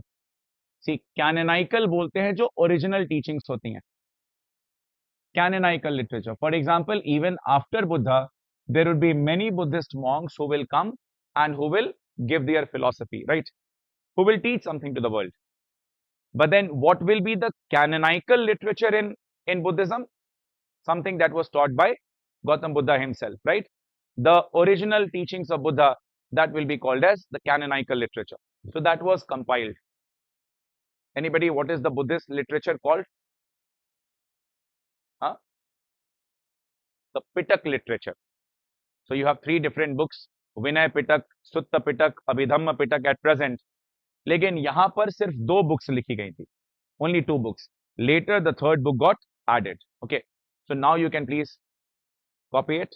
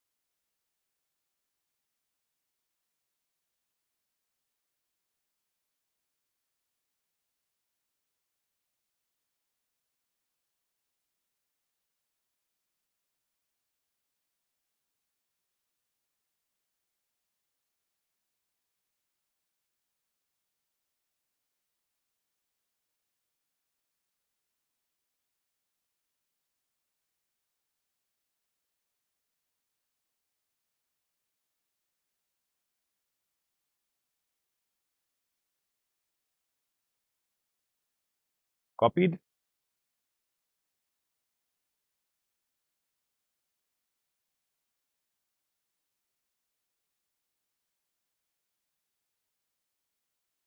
Okay. The second Buddhist council in 383 before Christ. बिल्कुल 100 years बाद उसके. At this time, the capital of Magad was at Vaishali. The patron king was Kala Ashoka. He is not the famous Ashoka. वो नहीं. He's Kala Ashoka. The president monk was Sabkami. The president monk was Sabkami. And the outcome. लेकिन outcome जानने के पहले, let's first understand that what was the problem that happened, right? That what was the problem that happened? The problem that happened was that in the next 100 years after the first Buddhist council, in the next 100 years after the first Buddhist council, that there was violation of rules and regulations. Violation, एक book है जिसमें rules और regulations को लिखा गया. उस book का नाम था पाति मोक्ष. पाति मोक्ष में जो रूल्स एंड रेगुलेशंस लिखे हुए थे, those rules and regulations were frequently violated. Okay. तो ये जो वायलेशन हुआ रूल्स एंड रेगुलेशंस का, उसके ऊपर and the most commonly violated rule was called the दो अंगुल नियम. दो अंगुल नियम, two finger rule. What was this two finger rule? That the Buddhist monks, they once they have had their, like for example, once they have had their food at the time when the length of shadow is minimum. जब length of shadow becomes equal to the length of two fingers, जब दो उंगली के बराबर आपका shadow हो जाए, which will generally be at what time? Afternoon, जब sun overhead हो, बिल्कुल सर के ऊपर हो, then you will have the shortest length of the shadow. Once the length of the shadow is equal to the length of two fingers, मतलब shortest, after that you cannot eat. You can eat only on the next morning now. So right from your lunch, post lunch, that you will have to do a fasting, that you will break only in the next morning, breakfast, right? So that was the rule. What is popularly today called as, yes, intermittent fasting, right? What dietitians call it as a intermittent fasting, that on every day you eat only for 8 hours and then you fast for 16 hours. Why is it called so? क्यों ऐसा advise करते हैं? Anybody? What's the science behind it? What's the reason behind it? I don't know whether one should do it or not. I don't know. But then, what's the science behind it? That body, what is the source of energy in the body? Louder. Carbohydrates. वही बोल रहा था. ठीक है. Carbohydrates, right? The source of energy in the body is carbohydrates. Carbohydrates से हमें instant energy मिलता है. But you are supplying that carbohydrate to the body only for 8 hours. Once that is exhausted, then if you do not continuously supply carbohydrates to the body, how will the body get its energy? By breaking fats, right? By breaking fats. So it helps in breaking of the fats. That fats get converted into carbohydrates. And which cells will be broken down the earliest? Which are the weaker cells? And what is the rationale? That the weaker cells, these weaker cells, they accumulate to form cancerous cells. So that's what many dietitians suggest. I mean, again, going by their logic, that many dietitians suggest that this intermittent fasting in their day-to-day life is a kind of a lifestyle solution to the problem of cancer. It's a lifestyle solution to the problem of cancer. That was done in the monasteries back in 383 BC, and that was being violated by some of the monks. उनको जब अच्छा खाना कोई आके दे दे वो खा लेते थे. And hence that Sabkami, he became angry. उसने बोला राजा को कि देखो ये लोग नियम नहीं मानते हैं. He said fine. That yeah, I know that there are many people who don't have the correct knowledge. एक काम करो इनको बुलाओ, इनका exam low. That do they have real knowledge of all this teaching mentioned or not? या बस ये आकर यहाँ पे टाइम पास करते हैं. So Sabkami called all the group of monks and he started asking them questions based on Buddha's teachings. Some 17 groups of monks could not answer. He suspended them. So those who could not answer, so there was an exam conducted, a test was held. Those who could not answer as per the teachings of Buddha, the Mahasanghik, unko bola gaya Mahasanghik. The Mahasanghiks could not answer, therefore they were suspended. And the ones who were able to answer the questions, they were called as Sthavirvadins.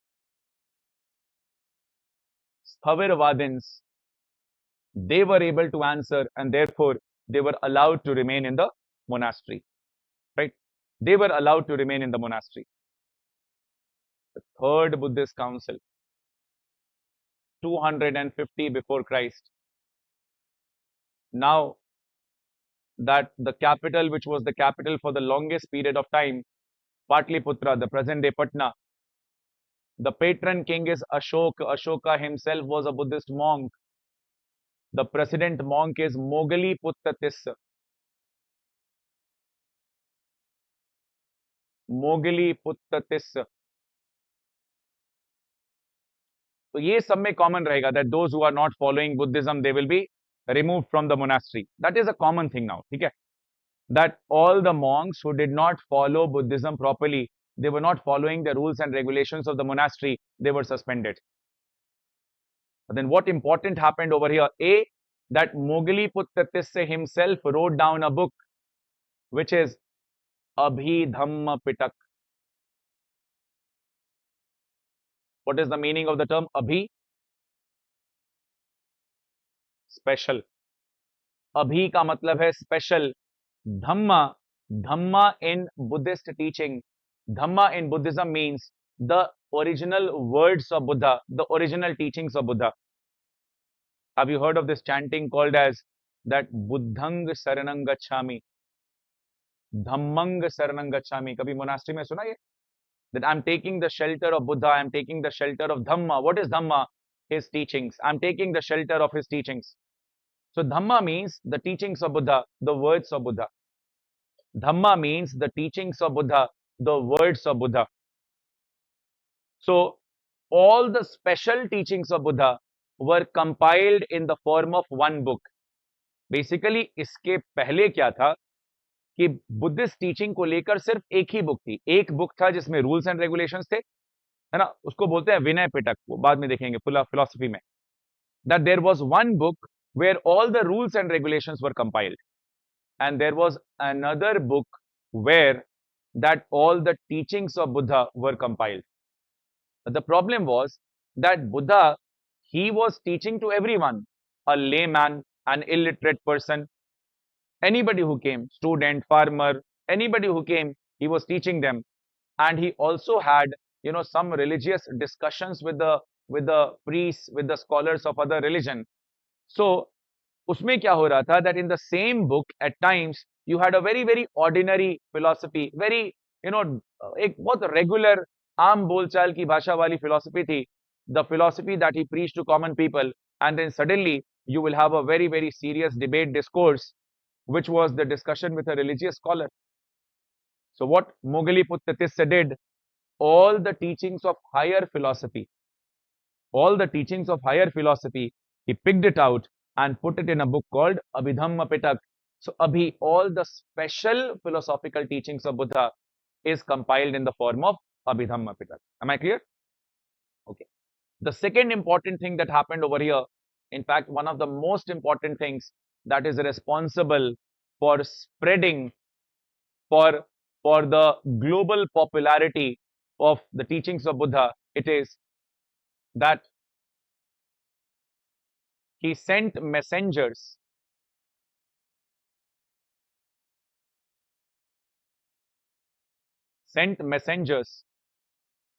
to different regions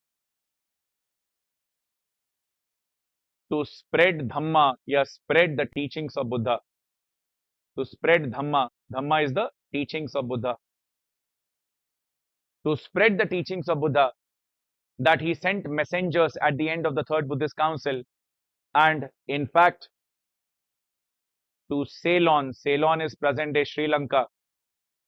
To Ceylon, present day Sri Lanka. I'm sure that some of us would know who went to spread the teachings of Buddha to Sri Lanka.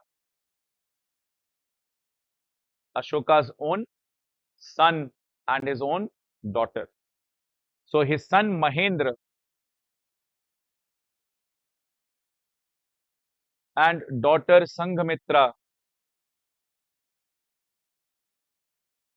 his son Mahendra and daughter Sanghamitra, they went to Sri Lanka. Sri Lanka was back then called as Ceylon, to spread the teachings of Buddha.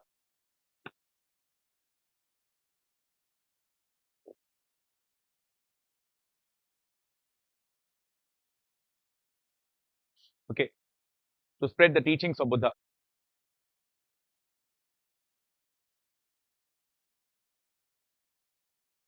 In fact, Mahendra, he was the most capable amongst all his sons.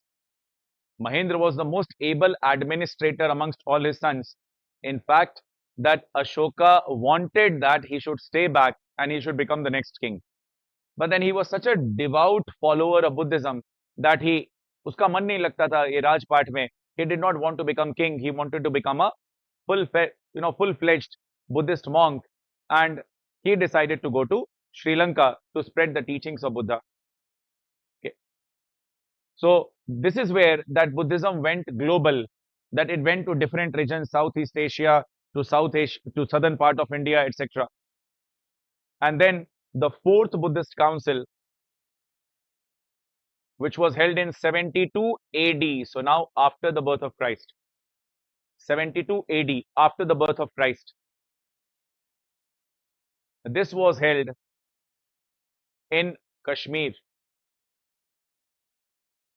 Kashmir में एक garden area था, उसको बोलते थे Kundalvan. Not required, I am just writing. Kashmir में एक Kundalvan है, वहां पर हुआ. The king was Kanishka. तो यहां पे मगध का ये राजा नहीं है, मगध स्टेट बिल्कुल वीक हो गया है. Kanishka, he was a Kushan dynasty ruler. Kushanas they came from Central Asia, वो इंडिया के नेटिव नहीं थे, they came from Central Asia, and he was a Kushana dynasty ruler, Kanishka. The president monk was Vasumitra. Vasumitra. By now what had happened? अब क्या हुआ that we are in 72 AD. So now the teachings of Buddha were being practiced for the past 400 years, right? 500 years. So the teachings of Buddha, which was being done for the past 400, 500 years, that the teachings over a period of time started to become diluted. Say, for example, that some of the followers, some of the Buddhists started worshipping Buddha as God, that Buddha is our God. But as per Buddha, that he did not believe in any God, or Buddha did not prescribe any rituals. But then those who believe in God, they will have certain rituals to offer, right? क्योंकि Buddhism में पहले से कोई ritual नहीं था. So those who started worshipping Buddha as a God, they started borrowing rituals. और वो rituals कहाँ से borrow करेंगे? आसपास किस कल्चर में रिचुअल फॉलो हो रहा था? In the Vedic culture, in Hinduism. So they started borrowing rituals. And that is how they also started to accept the Sanskrit verses. And not only that, that some of them also started worshipping other gods and goddesses also. Some other prominent people in Buddhism, that they were also worshipped by the followers. Some people, they said it's all right, it should be allowed. Let us allow these people, because at times there is an inherent need that people as a part of their faith, they have a strong sense of connect. If culturally that we have been taught that there is a God, we need to offer prayer to them. So maybe that it is natural for them to consider Buddha also as God. But others suppose that no, Buddha was not favor of worshipping rituals, etc.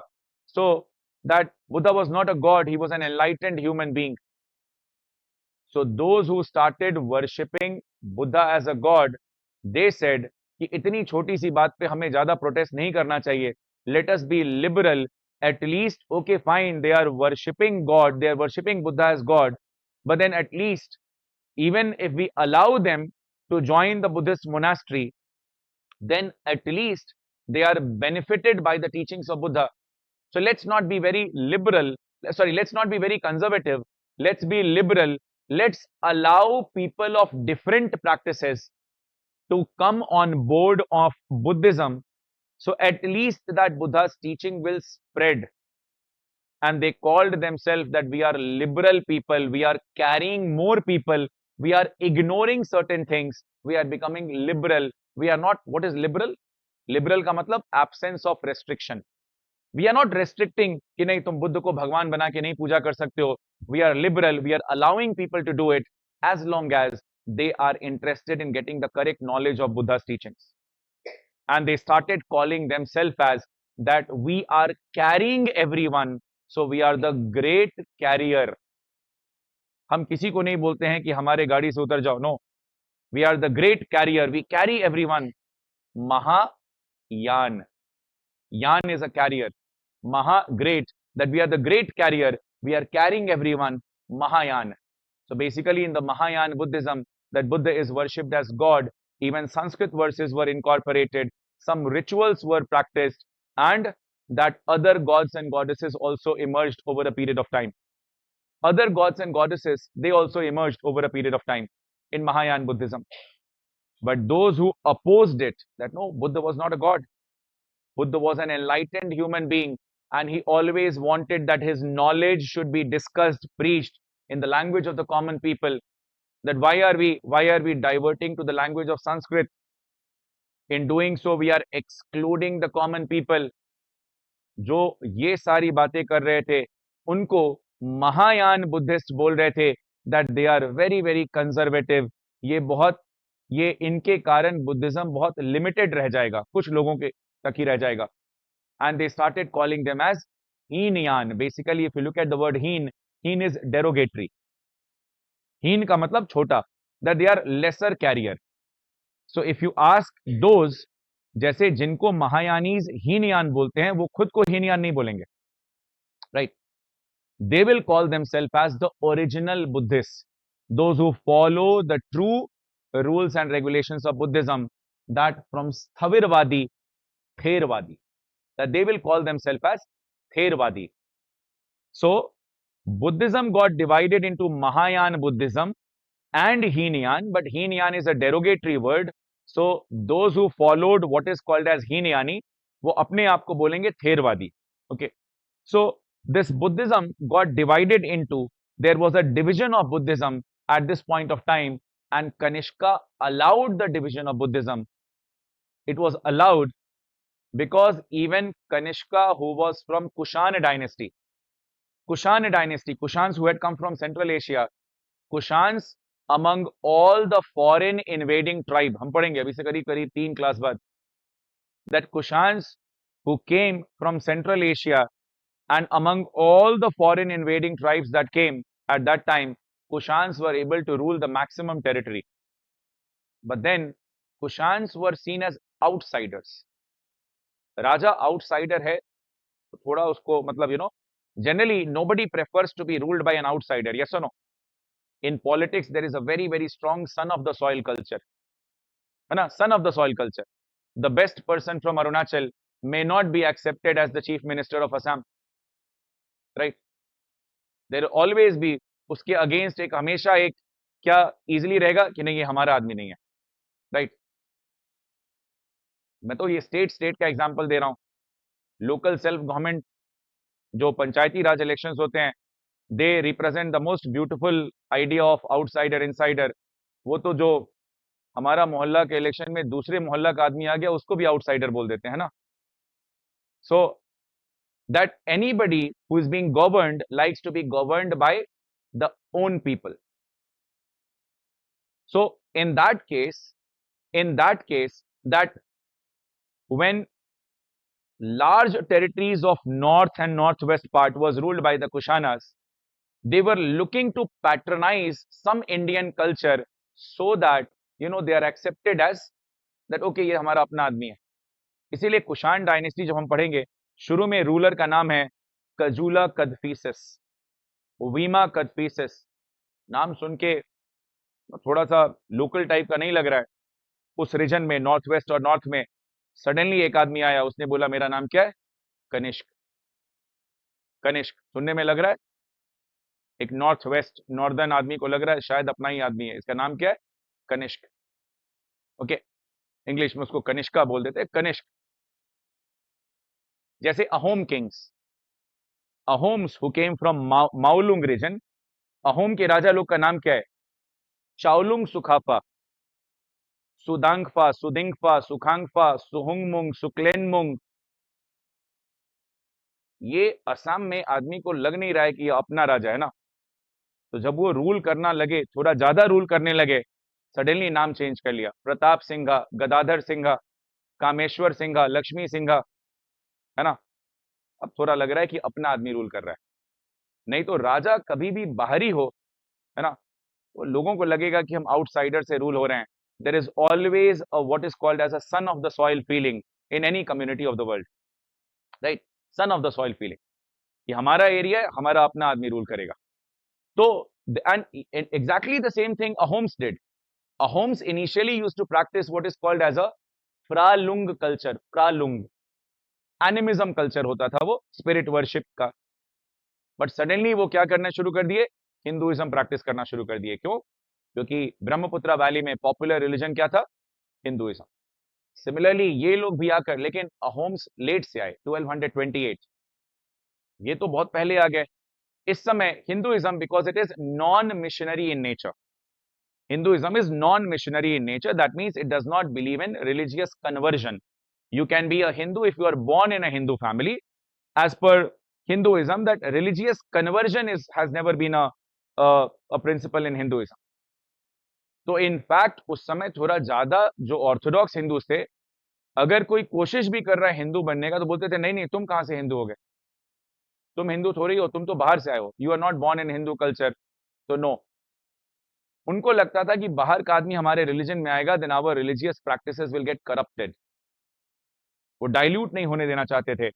So Kanishka was finding it very difficult. Kanishka का जो उसके पहले राजा था, उसने बहुत कोशिश भी की, है ना, अपने क्वाइंस पे शिव का फोटो डाला, हर चीज. लेकिन हिंदू रिलीजन उस समय थोड़ा ऐसा था कि नहीं, तुम तो you are not born in Hindu culture और we don't believe in religious conversion. so you are not a Hindu. Kanishk ने देखा which culture is easily accepting even outsiders. You do anything, but okay, fine, we are the great carrier, come. Buddhism. And which branch of Buddhism? Mahayana. And that is how that in the fourth Buddhist council, that there was a bifurcation, there was a division in Buddhism. It is possible, critiques of Kanishka say, that had it been Ashoka, he would have never allowed the division to happen. But over here, that division of Buddhism happened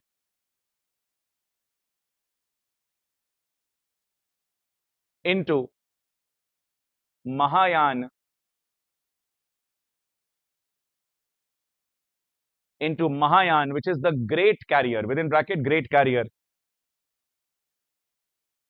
and a Hinayan. But this Hinayan, other word for it is Thervad, the great carrier and the lesser carrier. And because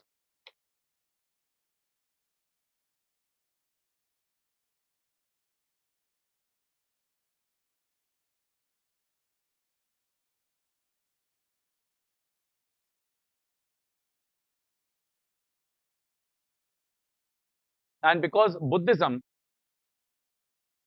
that the Mahayana Buddhism was more liberal. It was carrying everyone, right? That Mahayana Buddhism was more liberal. It was carrying everyone.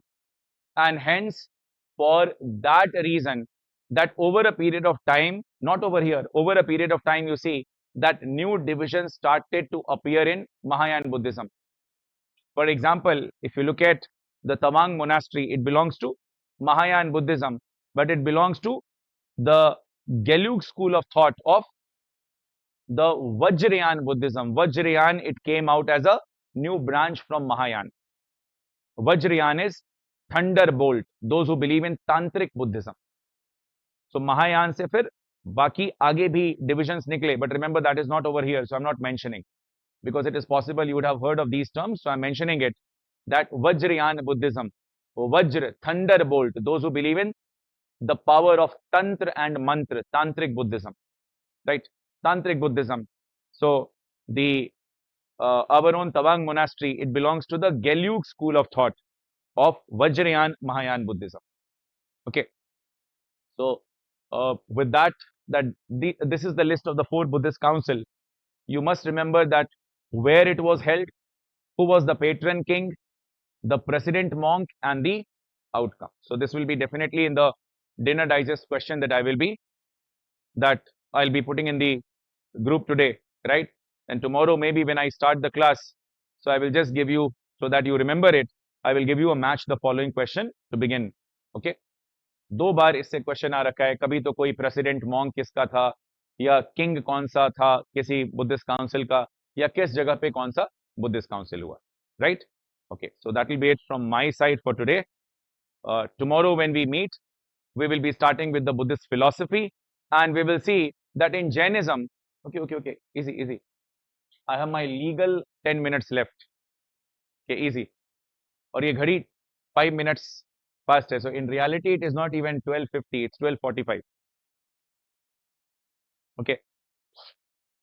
So in tomorrow that we will be studying, we will be completing in the first 20 minutes Buddhist philosophy, and then we will be starting with Jainism, the life history of Jain, Mahavir Jain, which is very similar to that of Gautam Buddha, and also the Jain council and the Jain philosophy, right? The Jain councils and the Jain philosophy, we would have completed that. और जैसे Buddhism, Jainism complete होगा, then basically our counter Vedic culture is over.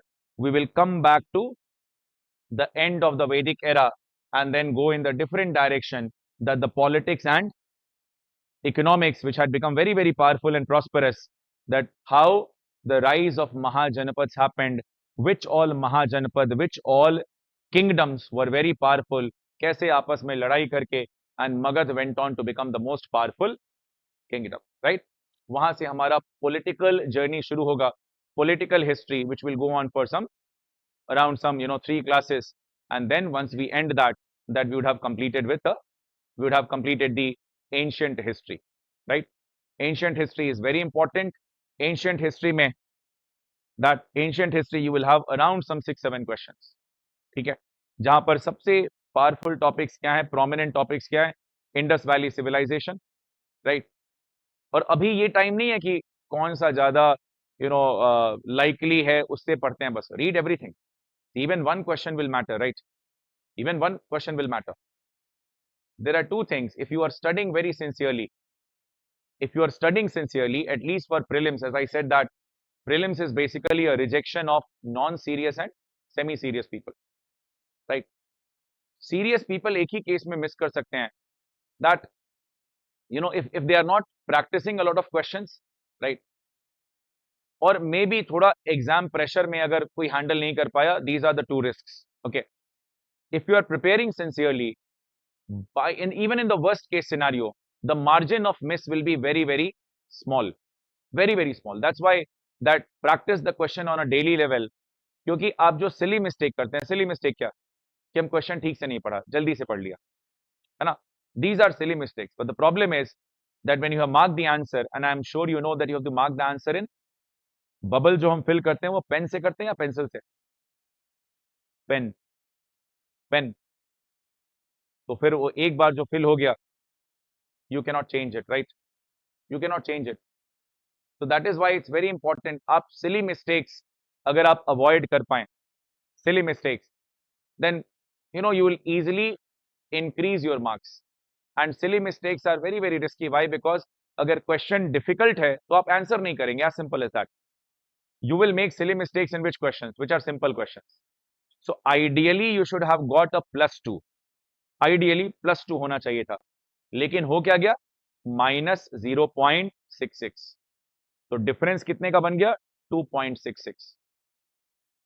And I am assuring you, ask, अगर आप किसी को भी जानता है जो अच्छे से पढ़ाई कर रहा था but unfortunately miss the prelims, you ask them, they would have missed by hardly some 5-6 marks. मतलब इवन नॉट सो कि 2 क्वेश्चन और कर दिया होता, जो 2 क्वेश्चन गलत किया था, सिली मिस्टेक किया था, वो नहीं करने से दे would have made through, right. So please make sure that you practice all the questions which are posted in the group, right? That under no circumstance उसको lightly मत लीजिएगा, okay? You have to be self motivated.